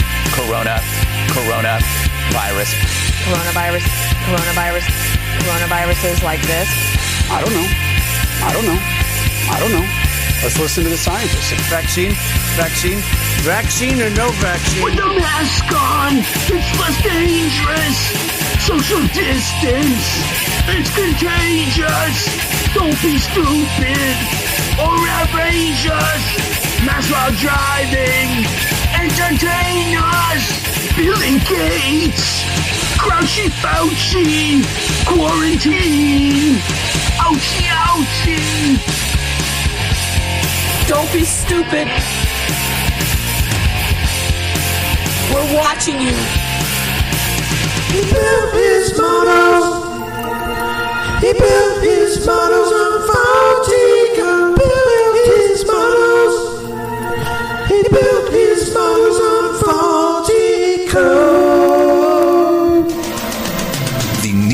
Ferguson Imperial College model. Shacked up with his mistress when he was supposed to be sheltered in place? Yes, that's the one. And you recall that he built these models not on rock and roll, but on 13-year-old undocumented code. My shrunken amygdala, thanks to no agenda show. Don't you remember? He built his models. He built his models on faulty code. He built his models.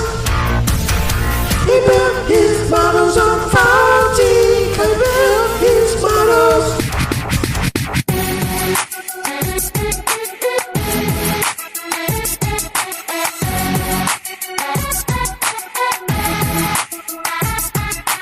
Keep Obama in president, you know.